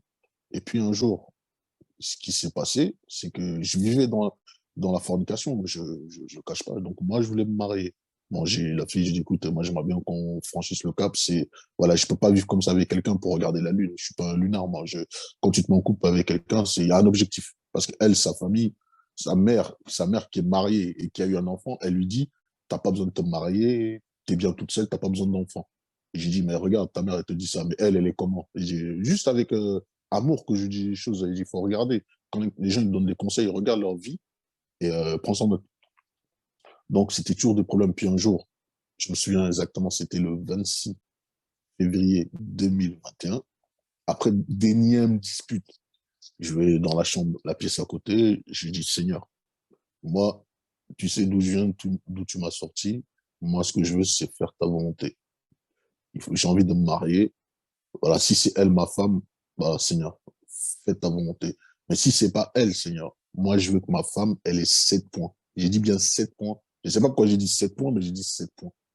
Et le premier point, c'est qu'elle ait la crainte de l'Éternel. Et voilà, j'ai juste fait cette prière, hein. Je suis parti. J'ai repris ma vie avec la fille. Et la vie, elle a continué avec des problèmes. C'est même pas qu'elle elle me harcelait, elle me persécutait parce que je soutenais le professeur. Et un jour, elle me dit qu'elle a fait un rêve où elle a vu que j'étais à genoux en train de prier et derrière moi, il y avait le diable. Et elle me dit, je sais que le diable, c'est lui. Et je dis, mais comment tu peux savoir ça? Des fois, les rêves, c'est pas ce que ça signifie. On dit, non, c'est obligé, c'est lui. En fait, elle était persuadée, c'est une personne qui était vraiment persuadée de connaître toute la vérité, alors que on avait commencé à partager la parole comme j'avais laissé le monde de culte. Je partageais la parole comme elle était curieuse. On partageait, des fois on priait.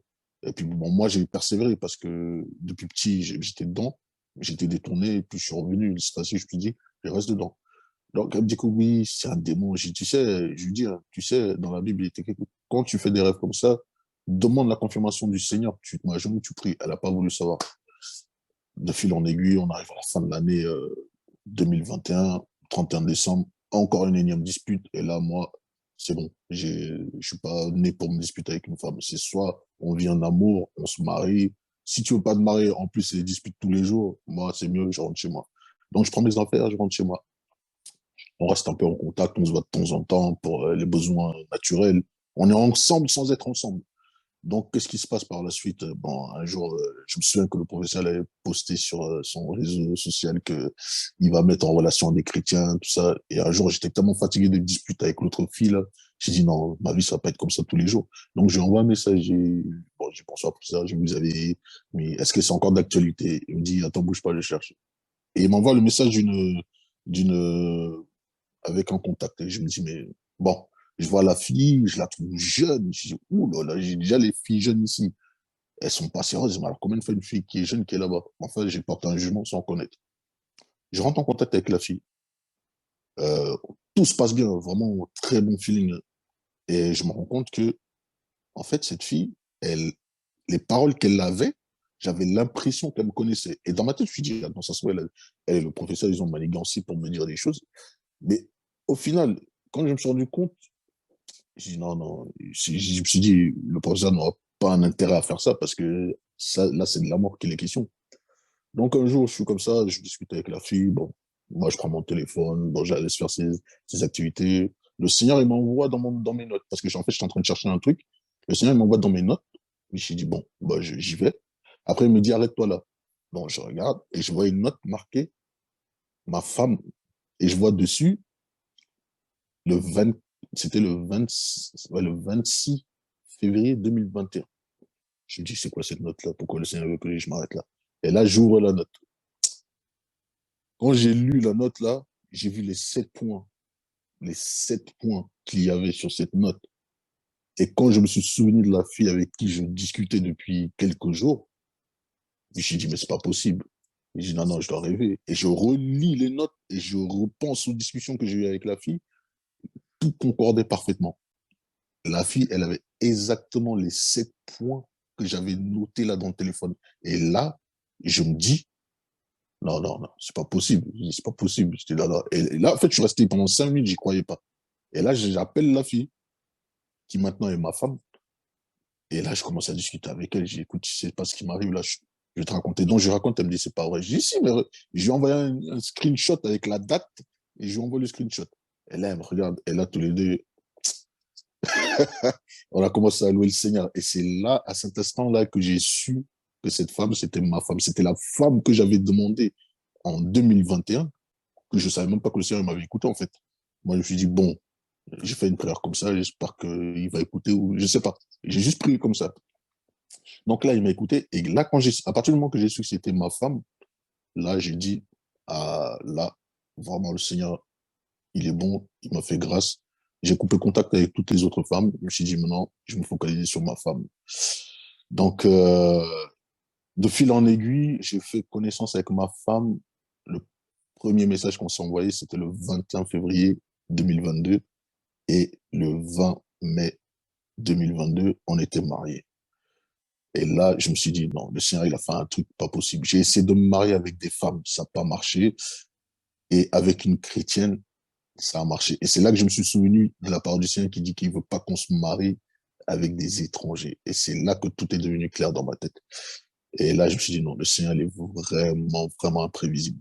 Parce que le Seigneur, à chaque fois, quand moi j'ai essayé de truander à travers des témoignages ou à travers ses serviteurs pour obtenir des, comment dire, des astuces pour progresser dans le monde occulte, lui, derrière, il a renversé, il a retourné ça. Et donc, du coup, là, aujourd'hui, je peux dire, franchement, je glorifie le Seigneur parce que il m'a fait rencontrer le professeur et ce groupe-là, et ça me fait vraiment progresser spirituellement tous les jours. Parce que actuellement, au jour où je vous parle, là, je ne peux pas passer, sans vous mentir, hein, je ne peux pas passer 5 minutes sans penser au Seigneur, ni penser à sa parole. Alors que c'était pas le cas avant. Tous les jours, tous les jours, je pense au Seigneur. Quand j'étais avec la femme, avant que je rencontre ma femme, dès que je parlais du Seigneur, plus de 2 minutes, elle commençait à faire des histoires. Et là, avec ma femme, on peut parler du Seigneur tous les jours, on mange le Seigneur matin, midi, soir. Et c'est là que je me suis dit non. En fait, le Seigneur, tout ce temps, il m'a préservé. Il n'a pas permis que je me marie avec une femme qui est étrangère. Il voulait que je me marie avec une de ses servantes. Et ma femme, elle est chantre enfin, je sais pas si on appelle ça chantre, en fait. Elle chante dans les églises en RDC. Et franchement, non seulement il y a les 7 points que le Seigneur, parce que notre Seigneur, il est vraiment merveilleux. Non seulement il y a les 7 points que j'avais demandé, mais il y en a encore plus. Donc, c'est vraiment que le Seigneur, il nous bénit au-delà de nos espérances. Donc, si Dieu le permet, un de ces jours aussi, si le professeur si le permet, ma femme et moi, on aimerait vraiment plus tard faire un témoignage du début de notre rencontre, parce que jusqu'au jour où on s'est marié, parce que ça n'a pas été un chemin facile, il y a eu beaucoup de combats, beaucoup, beaucoup, beaucoup de combats. Et donc, voilà, je voulais faire partager mon témoignage et que vraiment que le Seigneur soit glorifié. Voilà. Amen. Frère Gary, Dieu vous bénisse. Rendons grâce à Dieu, mais votre témoignage n'est pas fini. Mon témoignage n'est pas fini. Ah oui, oui, oui. Ah oui, c'est vrai. Alors, chers frères et sœurs, c'est vraiment faut vraiment qu'on se rende compte de la puissance de notre Dieu, parce que vraiment, il m'arrive un truc, comme je vous dis, moi, je suis coach sportif. Ce que je fais, je coach les gens dans la remise en forme, dans les sports de combat. La semaine où on avait fait la prière où on disait, Seigneur, j'ai besoin de toi, j'ai besoin de ton aide, c'était jeudi. En fait, il faut savoir que moi, je suis coach, je travaille avec une société qui met en relation, qui me fait travailler avec des sociétés. Je travaille notamment pour la société Chanel. Je sais pas, tout le monde connaît la marque de luxe. Je vais dans la société, je donne des cours de sport, de boxe, remise en forme aux employés. Donc, ces sociétés, le jeudi, on fait la prière. Moi, le vendredi, je suis chez moi, je suis en train de faire la vaisselle, parce que c'est une dame qui me met toujours en relation avec les différentes sociétés où je dois aller bosser. Je suis en train de faire la vaisselle, je vois, elle m'appelle à 10 heures. J'ai dit, pourquoi elle m'appelle? J'ai dit, bon, au début, je ne voulais pas décrocher parce que j'avais mouillé, tout ça. J'ai dit, bon. Bon, au final, j'ai dit, bon, je vais décrocher quand même. Puis là, elle m'appelle et là, elle me dit un truc. Elle dit, bonjour Gary, ça va? Je dis, oui, oui. Parce que d'habitude, elle me demande des remplacements vite fait pour remplacer des coachs qui ne sont pas là. Je me suis dit, dans ma tête, j'ai encore un coach à remplacer. Bon, je regarde mon planning, si je suis disponible ou pas.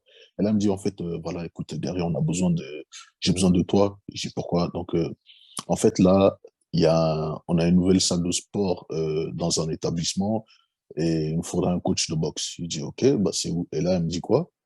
Elle me dit que oui, en fait, en gros, c'est pour un des bureaux de travail du Premier ministre français. Et là, hein? J'ai commencé à... J'ai dit oui, en fait, parce qu'en fait, les gouvernements les bâtiments d'État, ils ont des salles de sport, ils ont des cuisines, enfin bref. Et moi, donc, ils recherchaient un coach de sport là-dedans.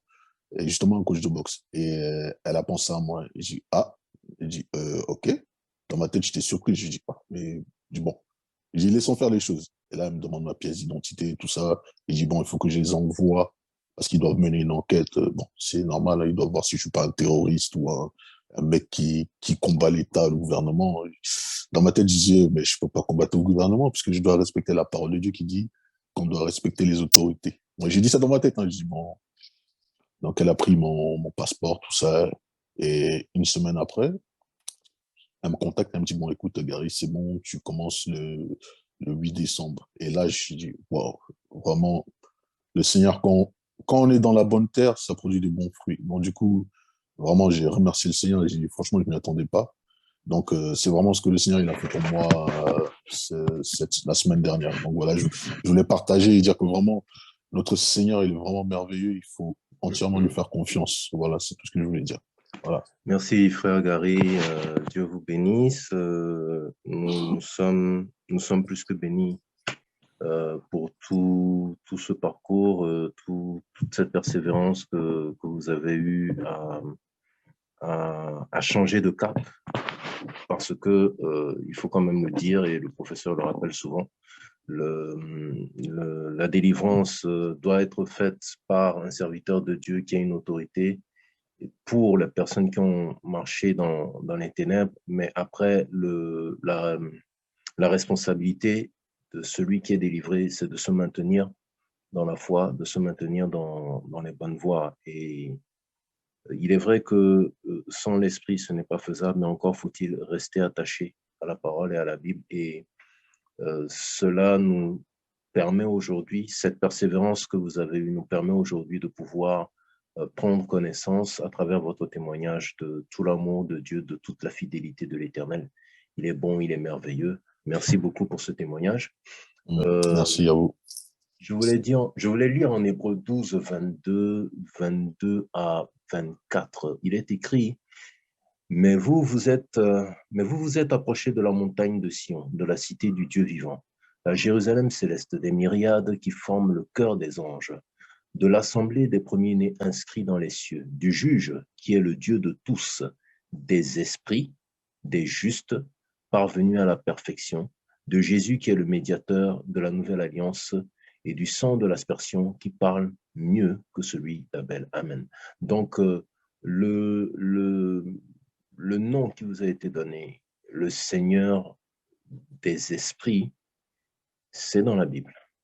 Ce n'est pas le seul passage dans lequel on parle de Dieu qui règne sur tous les esprits. Il y a aussi un passage dans l'Ancien Testament que je ne retrouve plus, mais c'est un terme biblique, c'est un des noms particuliers, pas vraiment répandu de l'Éternel, mais c'est un des noms de l'Éternel. Merci pour votre témoignage, Frère Gary. Beaucoup de courage, beaucoup de fermeté dans la suite. De toute façon, vous savez déjà que vous êtes dans de bonnes mains, vous savez déjà que vous êtes avec l'Éternel. Et donc, comme il le dit en Éphésiens 3, il fait toujours infiniment au-delà de tout ce que nous demandons ou pensons. Je suis sûr qu'on va encore entendre de bonnes nouvelles. Voilà. Merci.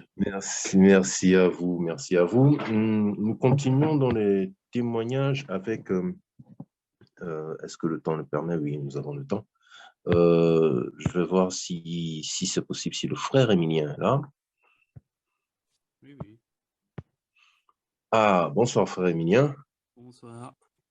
Voilà. Alors, je vais vous demander de vous rapprocher un peu de votre micro. Oui, comme ça, c'est peut-être mieux. Voilà, c'est excellent, c'est excellent. Frère Emilien, donc, rebonsoir, merci d'être parmi nous ce soir et merci de nous donner la joie et l'opportunité de pouvoir vous aussi écouter votre témoignage, votre parcours et la grâce que l'Éternel vous a accordée. Donc, je vous invite à prendre la parole et à commencer par vous présenter, puis entrer dans le vif du sujet, s'il vous plaît. Merci. D'accord. Donc, déjà, merci que je sois là. C'est déjà quelque chose d'incroyable de pouvoir le raconter. Donc, moi, c'est Emilien Bonnard. Je suis de France et j'ai 22 ans. Et disons que pour commencer mon histoire, il faut déjà savoir que Satan, déjà bébé, bah, il a voulu me tuer. Oh, ma mère m'avait dans les bras, j'étais tout bébé. Et déjà là, il lui avait dit, enfin, il lui avait même ordonné de me jeter du 9e étage, oui, parce que j'habite dans un bâtiment. Donc, voilà. Mais sauf que, bon, si je suis là, c'est que forcément, ma mère l'a pas fait. Mais comme, comme il n'a pas réussi à me tuer comme ça, il m'a fait vivre un véritable cauchemar. Donc, enfin, de l'école du CE1 jusqu'à la fin de 3e où j'ai dû arrêter. Mais ça, j'expliquerai plus tard. J'ai vécu le harcèlement scolaire. Donc, pendant toutes ces années, on m'a trahi, on m'a frappé, on m'a humilié, on m'a rabaissé, de façon insulté, lui aussi, menacé de mort, et on m'a volé, oui. De toute façon, je crois sincèrement que j'ai fait le tour de tout que quelqu'un pourrait vivre à travers le harcèlement scolaire. Mais ça m'a vraiment détruit, ça m'a fait rentrer dans une dépression la plus profonde. Ça, je m'en renfermais sur moi-même, je parlais même plus à personne. De toute façon, j'étais également rejeté. Personne ne m'aimait, pourquoi, j'en sais rien. Mais dans tous les cas, on faisait vivre l'horreur. Et puis bon, heureusement, j'avais mes parents qui sont aussi chrétiens, donc je traînais un peu dans les églises, tout ça, mais sauf que là aussi, bah, j'ai fait 2 églises, mais sauf que les 2 églises entre un pasteur dictateur autoproclamé et tout, et puis l'autre église où les personnes du bureau ont éjecté le pasteur pour avoir le pouvoir, donc ça fait que forcément les 2 églises ont coulé. Mais sauf que même là, au départ, je me disais d'où venait cette voix-là et puis maintenant je sais que c'était encore Satan qui était venu pour me dire regarde, c'est de ta faute. C'est de ta faute si ces 2 églises ont coulé, c'est de ta faute parce que je me sers de toi, tu es mon destructeur d'église, sans savoir, en mettant le pied dans une église, tu propages un venin que je t'ai donné et puis tu bousilles tout. C'est de ta faute. Donc forcément, ça ça m'a encore enfoncé encore de plus, sachant que j'avais déjà des idées suicidaires, mais lui, il est encore. Et un jour, avec un couple pastoral, ainsi que ses amis, on faisait une sorte de pique-nique, tout ça. Et là, il commençait à chanter des louanges, il dansait, tout ça. Je voulais me lever, mais quelque chose me retenait au sol en me, di- en me disant, qui te permet d'être heureux? De quel droit te permets-tu? Donc là encore, ça m'a bien enfoncé. Et puis, à un moment, en fait, je vivais plus que pour le suicide. Je me levais le matin, je pensais au suicide, enfin du matin au soir, H24, 7 jours sur 7. C'était ma seule envie. Et puis, de toute façon, je ne sortais même plus de ma chambre, je restais enfermé, les fenêtres fermées, dans le noir complet. Et, et puis un jour, le pasteur qui s'était fait chasser nous a dit essayez cette église à la porte ouverte de Reims. Du coup, on y était allé. Et puis, c'est là où je n'arrivais pas encore réalisé que c'était en y allant que Dieu allait me lance une bouée de sauvetage. Je suis allé à ma première soirée du groupe de jeunes et j'en suis reparti en pleurs parce que c'était la première fois que j'étais aimé et apprécié, on m'acceptait enfin comme j'étais et pour qui j'étais. Vraiment, c'était quelque chose. Et puis, le jour où vraiment tout a changé, c'était c'était à The Rencontre. En gros, The Rencontre, c'est un événement pour Pâques à l'église Porte Ouverte de Mulhouse. C'est un grand rassemblement et il y a tous les jeunes, il y a toutes les nationalités représentées. Et puis, il y avait un pasteur invité, c'était le dimanche soir, et il avait dit, ceux qui veulent recevoir le baptême du Saint-Esprit, allez-y, approchez-vous. Bon, bah, moi, évidemment, foutu pour foutu, j'avais plus rien à perdre de toute façon. Bah, j'ai essayé en m'attendant pas à grand-chose. Et puis là, il dit, levez les yeux au ciel, fermez les yeux et répétez après moi. C'est ce que je fais, mais à la troisième phrase, je pleurais tellement, j'étais tremblant comme pas possible au point de, oh là là, de me prosterner face contre terre. Je pleurais, je demandais pardon, je me repentais complètement. Et là, j'ai eu deux visions. La première, je me voyais me faire baptiser dans de la lave. Et la première, première, deuxième, enfin dans tous les cas. Mais la deuxième, j'ai vu la croix, je savais que Jésus était là, et il m'a dit mon fils. Mais en même temps qu'il disait ça, j'ai eu j'ai reçu un amour d'une puissance que personne ne pourra jamais donner, personne ne pourra jamais recevoir de quelqu'un d'autre. Seul Dieu peut le donner. Et une fois ces deux visions finies, je parlais en langue. Toute cette histoire de pensée suicidaire, tout le négatif, disparu en un claquement de doigts. Tout ce qui a pris pendant des années à me détruire tout ça, plus rien envolé d'une seconde. Je sautais enfin, je sautais, je chantais, je louais, tout ce que je ne faisais pas avant. Et même le groupe me disait, bah, c'est bizarre, t'as changé, qu'est-ce qui se passe? T'es touché? Oui, oui, c'est ça, oui. Et du coup, en rentrant de cet événement, j'ai sauté sur le pasteur en disant, je veux le baptême, je veux le baptême. Ah, j'ai pas lâché. Et puis du coup, c'était en septembre 2017, ce septembre 2017 que je me suis fait baptiser. Et puis, avant le baptême, j'avais fait mon petit témoignage pour le baptême, tout ça. Ce qui a été bien, c'est que quand on l'a emmené, enfin, on l'a emmené le lire à des amis, tout ça, des amis d'un pasteur, enfin, c'est plutôt les parents d'un pasteur chrétien, enfin, d'un pasteur chrétien, oui, bien sûr, d'un pasteur, enfin, c'est des amis à nous, bref. Et du coup, ses parents, ils ont lu, mais ce jour-là, on avait sacrément rigolé. Et il disait, oh, celui-là, c'est un futur pasteur, un futur homme de Dieu. Ouais, ouais, d'accord, ouais. Du coup, on a bien rigolé et on a dit, vous savez, c'est Dieu qui choisit, c'est pas nous, hein. On n'a pas cru une seconde, forcément. Et puis le temps passe, et puis il s'est passé que, comment dire, j'ai eu, j'ai eu des confirmations un mercredi soir. Il y avait le pasteur, tout ça, qui prêchait, et puis il avait eu une vision. Mon jeune, tu vas être en bénédiction pour la France, Dieu va t'utiliser, enfin, tout ça, tout ça. On s'est dit, oh, c'est pour l'un de ses fils, allez, tiens. C'est de façon, pourquoi nous, enfin, pourquoi nous? Et puis plus tard, encore, l'incrédulité, toujours. J'étais avec mon cousin complètement contre Dieu, enfin, contre. Ouais, on va dire contre.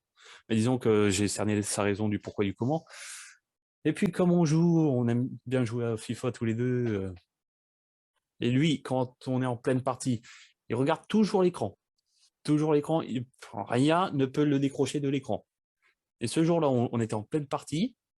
Et puis, il s'arrête brusquement, il me retourne et sans raison, il me dit « Le jour que tu m'annonces que tu es passeur, je rigole. » Je le regarde, je lui dis encore « C'est pas moi qui choisis, c'est lui. » Donc, ok, j'ai été dur là-dessus. Hein. Et puis, et puis un jour, enfin plutôt une nuit, en rêve, j'ai eu cette vision. Moi, j'étais dans un lieu blanc, sur un cheval en armure, une épée à la main gauche, le emblème de Dieu à la main droite, et j'avais reçu le commandement d'une immense armée. À un moment donné, j'avais une brèche qui menait dans une ruelle de France, et puis le drapeau français, et puis l'emblème de Dieu qui s'est transformé en drapeau français, et puis j'ai lancé la charge dans cette faille qui menait à la ruelle. Donc là, je me réveille, je me dis, hein, quoi, qu'est-ce qui se passe? Je me suis dit, il y a un truc de pas normal, il y a un truc de pas normal. Et puis plus tard, là j'ai réellement commencé à réfléchir. C'était encore une autre nuit. C'était encore moi, en tenue blanche, avec un bâton de berger. J'étais devant une église, Et puis je rentre. Et ça, il y avait des chaises en bois, il y avait que ça, et une table, la chair, quoi. Et puis, sur ces chaises, il n'y avait pas une place de vide. Il n'y avait que des personnes en blanc assises dessus. La seule place qui était vide, c'était la chaire et la place du pasteur. Je suis sorti et je me suis mis à genoux et j'ai chanté, je chanterai gloire à l'Éternel, je chanterai louange à son nom. Et là, je lui ai dit, enfin non, pas là, je lui ai dit, c'est surtout que je me suis réveillé, et en me réveillant, je chantais réellement cette louange. Et là, ça m'a fait vraiment poser des questions.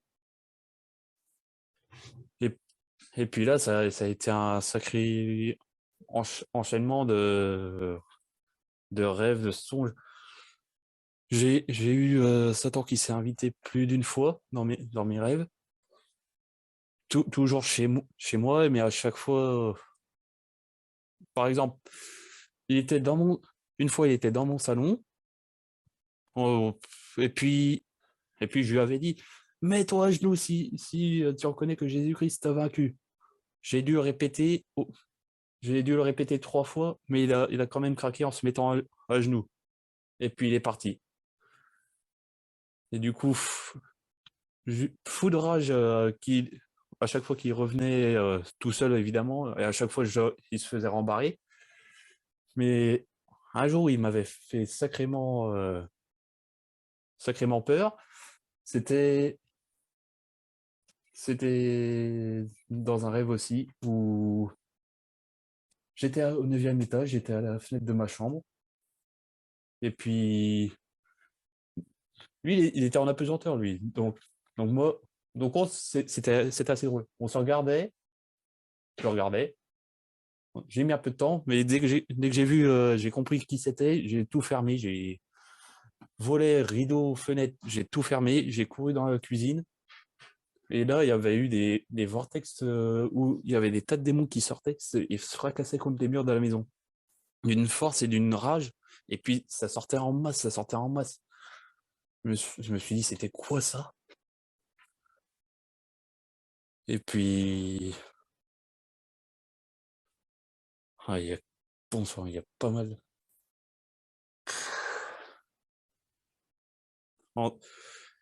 Évidemment, malheureusement, bon, certes, j'étais heureux avec Dieu, j'étais heureux, enfin, je voulais servir. Enfin, de toute façon, ma mère a toujours prié pour que je sers Dieu, pour que Dieu ait toute ma vie entre ses mains, tout. Et, et puis d'ailleurs, ça a bien fonctionné. Car un jour, c'est même pas un jour, il y a 3 ans de cela, si je ne me trompe pas. Donc 2020, on sait que 2020, c'était le Covid. Covid, restrictions, interdictions. Sachant que, vu que j'ai arrêté la 3e à cause du harcèlement scolaire, j'avais pas de diplôme. Donc, ça fait que du coup, j'avais aucune chance de m'en sortir dans la vie.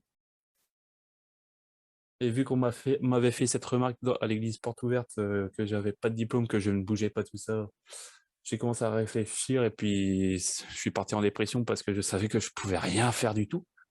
Et puis j'avais parlé à Dieu. Je lui ai dit, Seigneur, de toute façon j'étais désespéré, je lui ai dit, Seigneur, si tu me sors de cette situation, toute ma première paye, je te la donne, je garderai pas un centime. Ah bah tiens, qu'est-ce qu'il fallait pas dire. Donc ça fait que du coup, en 2020, tout c'est dans une période la plus difficile, tout s'est passé, mais d'une vitesse. Dieu m'a donné le code, le permis, la voiture, de nombreuses expériences professionnelles, une remise à niveau dans le commerce, une formation d'employé commercial de magasin, la qualification pour cette formation, je l'ai dans la poche actuellement. Et actuellement, je bosse dans un magasin. Et d'ailleurs, qu'est-ce que je suis béni dans ce magasin. Mais sinon, le seul souci que j'avais aussi, c'est que mon certes, j'étais avec Dieu, j'étais nickel, mais sauf que j'avais un problème que malheureusement beaucoup ont. Et d'ailleurs, j'étais complètement désespéré de ça. Ça me rendait dans un état pas possible. Ce cas-là, disons que depuis mes 12 ans, j'étais dans la pornographie et la masturbation, pour vous dire. C'est arrivé quand... disons que j'aimais bien les petites vidéos sur YouTube, Playmobil, enfin voilà quoi. Et puis, sauf que je m'étais fait avoir, c'était l'image, le nom de vidéo, nickel, tout normal, mais sauf que la vidéo, tiens, allez, prends-toi ça là-dedans. Du coup, ça fait que depuis mes 12 ans, j'étais complètement dedans, je cherchais les moyens d'en finir avec ça, j'en pouvais plus, on m'a conseillé des petites choses, tout ça, mais qui ne fonctionnaient pas du tout. Enfin, fonctionnaient pas du tout. Ça peut éventuellement fonctionner, mais bon. On m'a dit, prie, loue, occupe-toi. Ok, d'accord. Ouais. Mais pour moi, c'était vraiment pas suffisant. Je sais qu'il fallait quelque chose, mais quoi? Donc j'ai dû construire un petit truc et essayer en prenant ceci, par là, par-ci. Mais au final, j'en ai parlé à un frère. Et d'ailleurs, c'est un grand ami.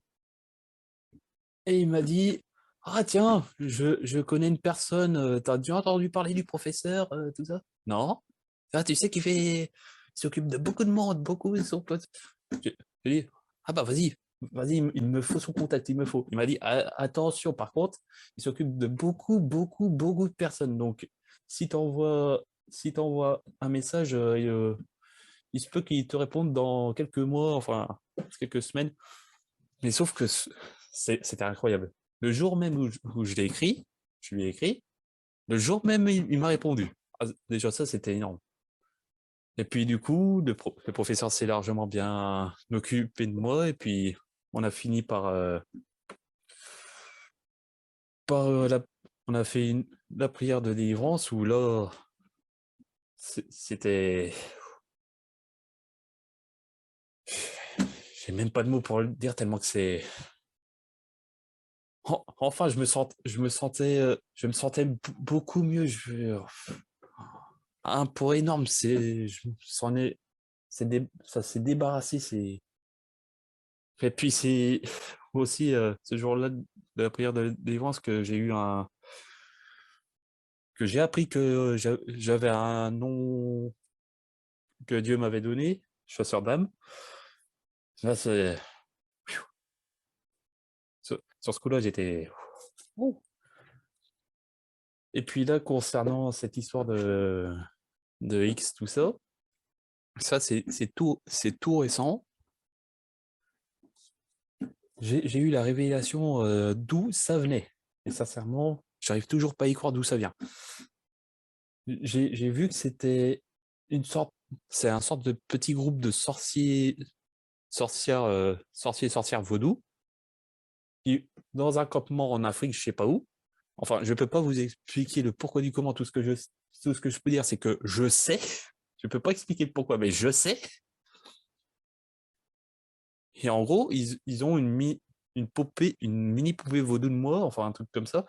Et puis ce qui est, ce qui est certain, de toute façon c'est ce que j'ai vu, ils sont à 2 sur moi. Mais quand j'ai pu aussi voir des détails dans leur campement, tout ça, enfin le professeur ici, mais depuis que j'ai su, maintenant je prie, mais bon sang, enfin j'avais prié hier soir, je me suis levé ce matin avec enfin quelque chose, je sais même pas comment l'expliquer, mais en tout cas j'ai éjecté quoi. J'ai éjecté quelque chose, ça je sais. Et puis dans mon histoire, dans mon histoire aussi, Dieu sait aussi que je lui ai dit beaucoup que je ne voulais pas finir ma vie seul. Bon, je sais, on passe d'une chose à l'autre, mais je suis professionnel dans ce domaine. Mais j'avais beaucoup dit à Dieu, je ne veux pas finir tout seul, je veux une femme, je veux un enfant, je veux fonder une famille, je veux être... Et je m'inquiétais énormément aussi pour ça. Mais Dieu, là aussi, et ça c'était incroyable, il m'a fait la promesse d'une femme et d'une fille. Être le père d'une fille. Et ça, c'était aussi en rêve où ma femme, plus d'une fois, j'ai rêvé que j'étais avec elle. Enfin, j'étais à une cérémonie avec sa femme. Enfin, sauf que la femme, j'ai pas pu voir son visage. Mais j'étais avec sa famille, je m'entendais bien avec sa famille, j'étais à côté d'elle. Mais à chaque fois, j'ai pas pu voir sa tête, mais la seule chose que je puisse, que j'ai pu voir, c'est toujours au niveau de sa chevelure, tout ça. C'est la seule chose que j'ai pu voir. Bon, en même temps, vu que je la connais pas forcément.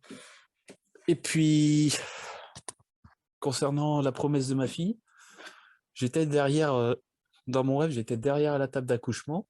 Je voyais les cheveux de ma femme juste dépasser. Et puis, voilà, elle a accouché. Et puis, les médecins ont sorti un bébé, mais sauf que le bébé, il était recouvert d'un linge blanc intégralement. Il était intégralement recouvert. Il ne me demandait pas pourquoi non plus. Mais je sais, c'est une fille que j'ai à voir. Je serai père d'une petite fille.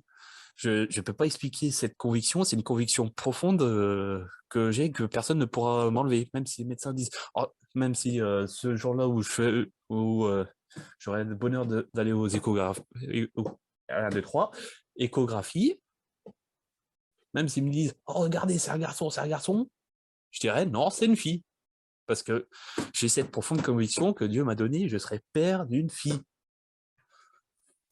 Donc ça fait que du coup, cette inquiétude-là de finir seul, ça s'est envolé. Et puis, avec Dieu, j'ai pu voir tellement de miracles aussi. J'ai pu accompagner des personnes.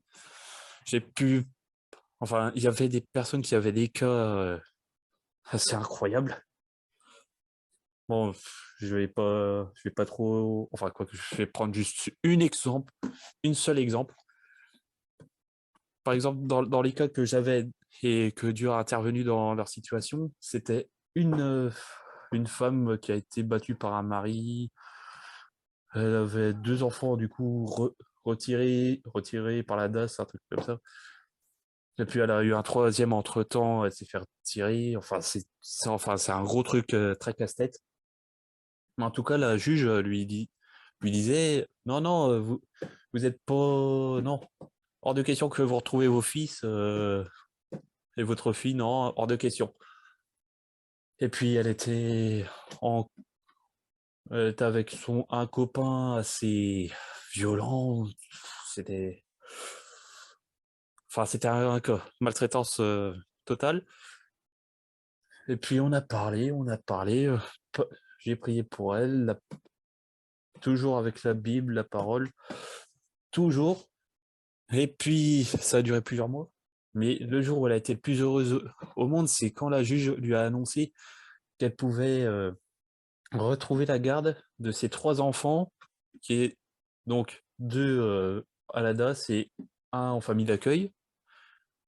Après toutes ces années, elle a pu avoir la garde de ces 3. Et son gars qui était complètement violent comme pas possible, et ben maintenant il est tout doux comme un agneau, il a vraiment changé, transformé. C'est vraiment incroyable à voir. Et puis dans l'une des cas, d'ailleurs, le joyeux Noël que c'était, parce que disons que ma mère, parce que là je vais vous parler d'une guérison miraculeuse, mais assez incroyable. Et, donc oui, ma mère, elle avait eu un accident. Bon, c'est juste un accident domestique où en gros, elle était en plein nettoyage. Elle était montée sur un petit banc en bois, tout ça. Et puis, malheureusement, ce qui s'est passé, s'est passé. Le banc a basculé, elle est tombée de toute sa longueur. Du coup, colonne vertébrale la première. Je lui ai dit, ne te relève pas, on va appeler le médecin. Mais non, on va pas déranger les urgences pour si peu. Enfin, c'est ça de se prendre pour Chuck Norris, hein. Mais sauf que ce qui s'est passé, c'est que le 24 décembre, ah non, c'est même pas le 24 décembre, c'était le 25 décembre.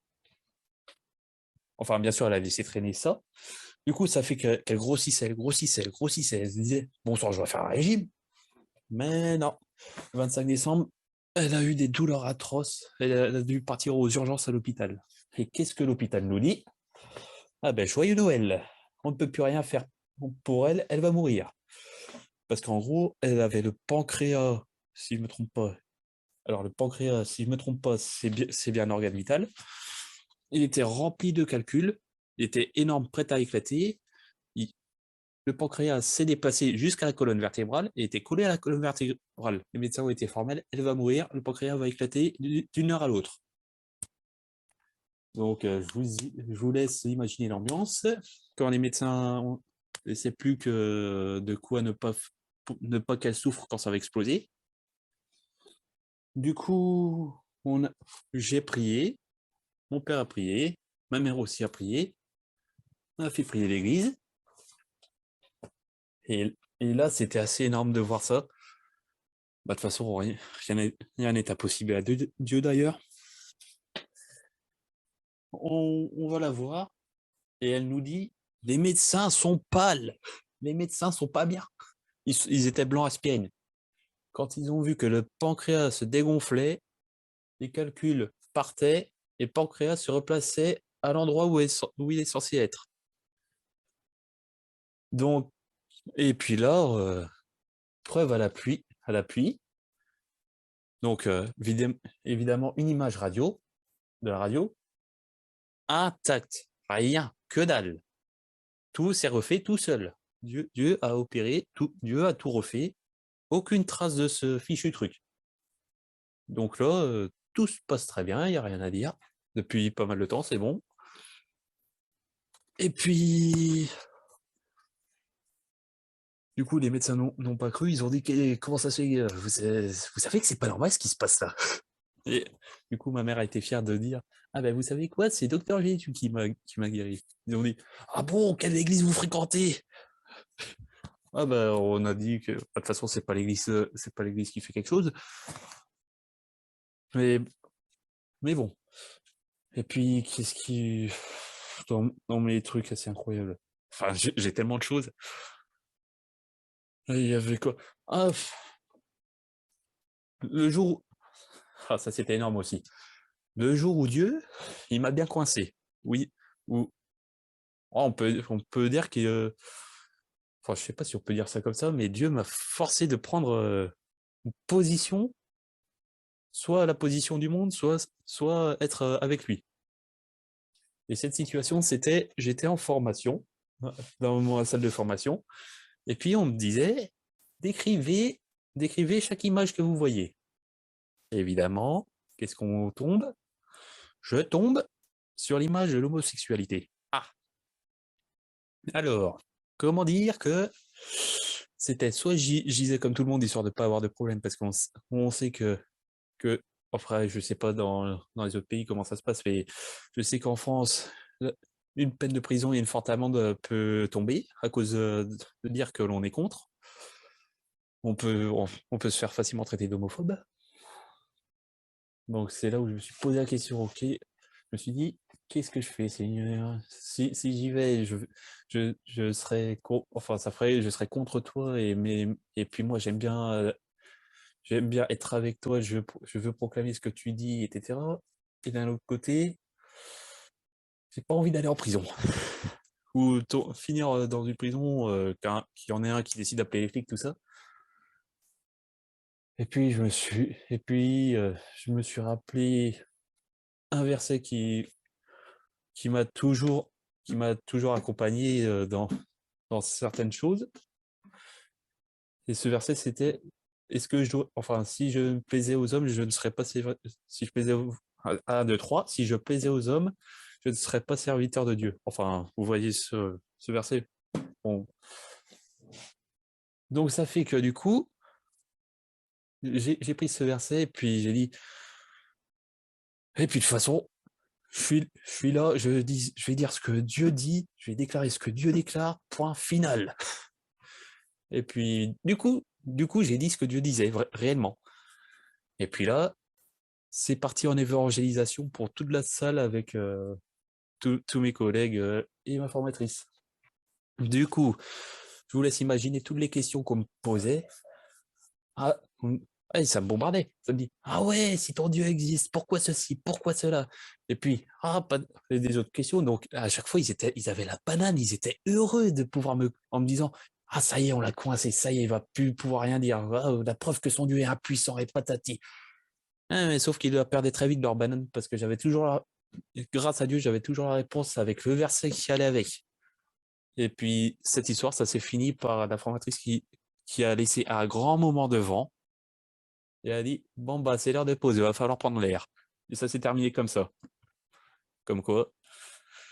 Ça aussi, c'était pas mal. Et puis encore, là, récemment, j'ai eu la grâce de pouvoir témoigner à ma directrice de magasin. Et puis, encore récemment, j'ai eu la grâce de pouvoir témoigner dans un village aussi. Et ainsi que dans mon église. Et j'ai réussi, enfin, j'ai pas réussi. J'ai demandé parce que j'avais cette envie de servir à Sainte-Seine, j'avais cette envie puissante à un feu incroyable de juste servir à Sainte-Seine. J'avais demandé au pasteur et il m'a dit, ok, je vais t'inscrire dans les personnes aptes à servir à Sainte-Seine et de toute façon, je vois bien que vas-y, tu vas pouvoir, vas-y. Du coup, j'étais heureux. Et puis là, du coup, c'est vrai que j'ai eu pas mal de galères. J'ai eu vraiment pas mal de galères avec quelques petites choses. Enfin, petites choses sur les coups, voilà. Mais je sais que dans toutes mes galères qu'il peut y avoir, même si des directions que que je comprends pas, que Dieu décide que j'emprunte, enfin, quoi que Dieu décide, je ne sais pas où enfin, dans certains cas, je sais pas où il m'emmène, je sais rien du tout. Mais quand je sais pas, je remets ça à Dieu, je sais que Dieu sait ce qu'il fait, je ne cogite pas, je laisse faire, car dans tous les cas, tout concourt au bien de ceux qui aiment Dieu. C'est un verset qui le dit, Romains 8, 28, il me semble. Mais dans tous les cas, c'est un sacré parcours. Et encore, le meilleur reste à venir. Ça, c'est un truc, ça, c'est sûr et certain. Mais il s'est passé. Ah, et puis, il s'est passé tellement de choses que j'en oublie carrément. Enfin, j'en oublie parce que. Ah, oui. Ouais, je vais peut-être pouvoir vous raconter quelques songes venant de Dieu. C'était carrément des... Je sais même pas par lequel commencer. Allez, je sais pas si on commence par le meilleur ou par le... Allez, on va commencer par le meilleur. Dans l'un de mes rêves la nuit, j'étais sur le balcon, sur mon balcon du 9e étage. Il y avait toute l'église qui a... Enfin, ouais, si c'était toute l'église qui était à l'intérieur de chez moi, enfin de chez moi, plutôt d'appartement avec mes parents. Moi, j'étais juste enfermé sur le balcon. Et genre, c'était le coucher de soleil, tout ça. Je voyais la lune. Et puis à un moment donné, cette lune s'est transformée en rouge sang. Enfin, dans tous les cas, c'était rouge. Et puis, elle est tombée. Tombée, voilà. Et puis, je sais pas pourquoi, je me suis mis à hurler de joie. Allah est tombé, Allah est tombé, Allah est tombé. Me demandez pas pourquoi j'ai crié ça, mais je faisais que crier ça. Et puis là, à ce moment-là, le ciel est devenu tout gris. Il y a eu des coups de tonnerre, des éclairs d'une puissance que personne n'a. Pour dire, je crois que j'ai pu assister à une partie, j'ai pu voir une partie de la puissance de Dieu. Une toute petite partie, parce que on sait que si on voit sa toute puissance, on meurt, clairement. Mais c'est des éclairs, des coups de tonnerre, des coups d'éclair, mais d'une puissance. Ouais, oui, je confirme, il va tomber très mal même. Mais c'est le ciel gris, des coups de tonnerre, des coups d'éclair, mais d'une puissance que aucun météorologue a vu, que personne n'a jamais entendu ni vu. Et au milieu de toute cette puissance, deux nuages blancs avec un arc-en-ciel qui les relie, s'est placé au milieu du ciel et comment dire ça? En dessous de l'arc, il y avait une image de la croix avec une image brouillée enfin bon, quand j'ai brouillé, une image brouillée de Jésus, parce que comme on peut pas voir le Seigneur malheureusement, mais Jésus était sur la croix et puis en une fraction de seconde, l'image a changé avec la croix tout simplement. Et puis du coup, j'ai fini par être j'étais paralysé à genoux face contre terre et je me suis réveillé. Enfin non, je me suis pas encore réveillé, mais une fois que c'était terminé, je suis rentré dans l'appartement et j'ai demandé est-ce que quelqu'un a vu, est-ce que quelqu'un a entendu? Mais malheureusement, personne ne l'a entendu ni vu. Et une fois réveillé, bah, j'ai eu du mal à me lever parce que j'étais encore paralysé du truc, de ce que j'ai vu. Et puis, l'autre chose que j'ai vue en songe, et ça c'était plus merveilleux, et ça c'est c'était une énorme grâce de simplement voir ça. J'ai pu voir j'ai pu revoir le retour de Jésus sur la nuée, conformément à ce qui était écrit. J'étais en balade avec mes parents autour du lac, et puis voilà, il revenait quoi. Il descendait sur une nuée, et la seule chose que j'ai pu voir, le seul détail du physique de Jésus que j'ai pu voir, c'était sa barbe. C'est la seule chose que j'ai pu voir. Une barbe, on peut même pas l'imaginer. Oh, je peux même pas l'expliquer tellement que c'est.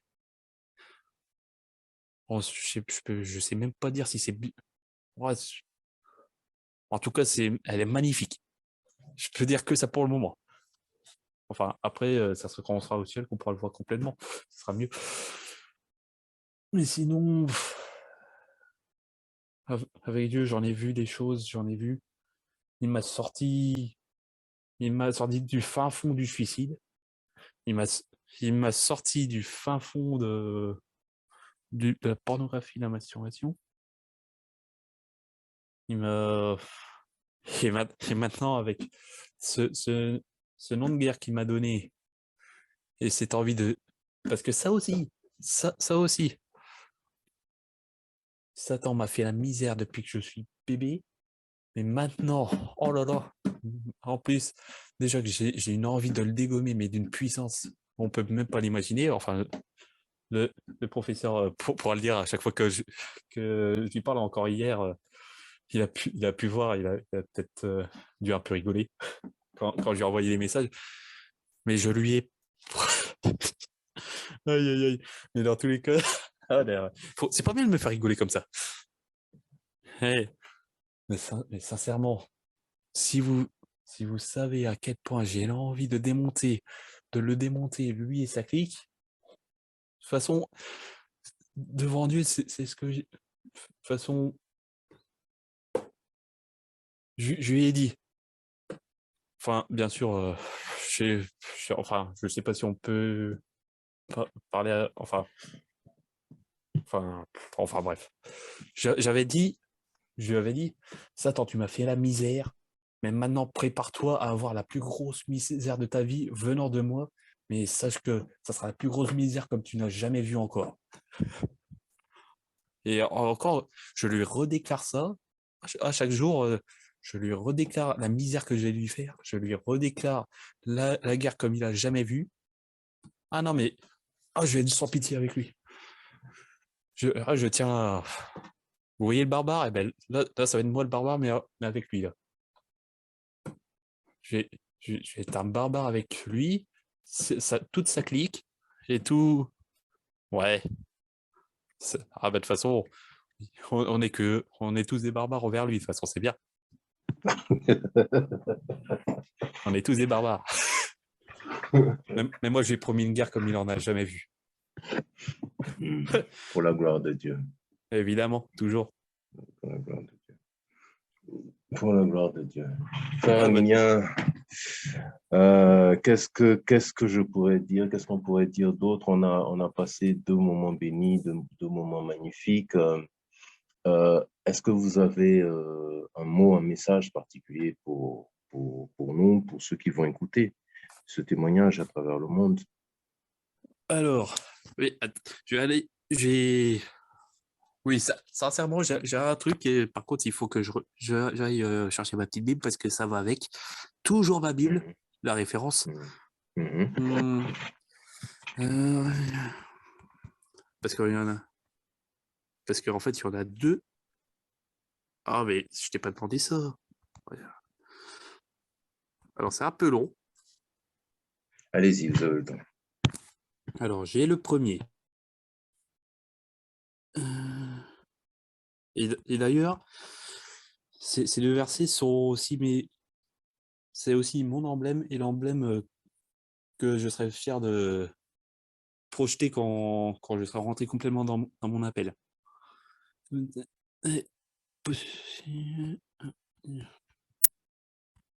Alors, hop. Voilà. Alors, concernant mon histoire, les seules choses que j'ai à dire, c'est qu'il ne faut vraiment pas baisser les bras ni... Dieu peut tout faire, il peut sortir. Faut jamais dire impossible. Le mot impossible ne devrait jamais sortir de la bouche d'un enfant de Dieu. Car je sais que moi, j'avais une liste de 125 km, et encore voire plus, mais ces 125 km sont passés à 0 km. Il n'y a plus un impossible, parce que tout ce que j'ai déclaré impossible, tout s'est réalisé. Donc, sincèrement, il faut oser croire en l'impossible. Non, ta situation n'est pas désespérée. Non, aucune situation n'est désespérée devant Dieu. Dieu peut faire de grandes choses avec rien. Et ce que j'ai appris, et ça c'est grâce au professeur et à mon pasteur, où j'ai appris que malgré qu'on est dans une salissure et puis qu'on est au plus profond de la boue, dans l'endroit le plus répugnant du monde, et je suis en train de bugger, c'est génial. Mais dans tous les cas, Dieu nous aime. Dieu nous aime, et peu importe, il continuera à t'aimer. Donc ne te crois pas trop sale. Ne crois pas qu'il t'a rejeté. C'est faux. Dieu ne rejette jamais. Il aime, il aime, il aime. Il change pas. Mais vraiment, j'insiste sur l'amour de Dieu. J'insiste que rien n'est impossible à lui. Donc, ose croire que c'est possible. Ose croire que tu peux faire de grandes choses. Et de toute façon, ça va avec la foi, de toute façon. Et quand je dis que j'ai des versets qui sont devenus des emblèmes pour moi, j'ai Marc 9, 23 qui dit si tu peux, tout est possible à celui qui croit. Et ça, c'était Jésus qui l'a dit. Et puis j'en ai un deuxième. Il est où? Il est où? Le Matthieu 19, 26, Jésus les regarda et leur dit: aux hommes cela est impossible, mais à Dieu tout est possible. C'est pour ça que dans mon église, ils disent: ah, on manque de jeunes. Oui, c'est vrai, on manque de jeunes. Ah, ceci, ah, cela, on va pas y arriver. Et ça me concerne, tout ça, ça me concerne. Et je leur dis: mais ayez la foi, bon sang, il va y en avoir des jeunes, il va y en avoir. Dieu va faire.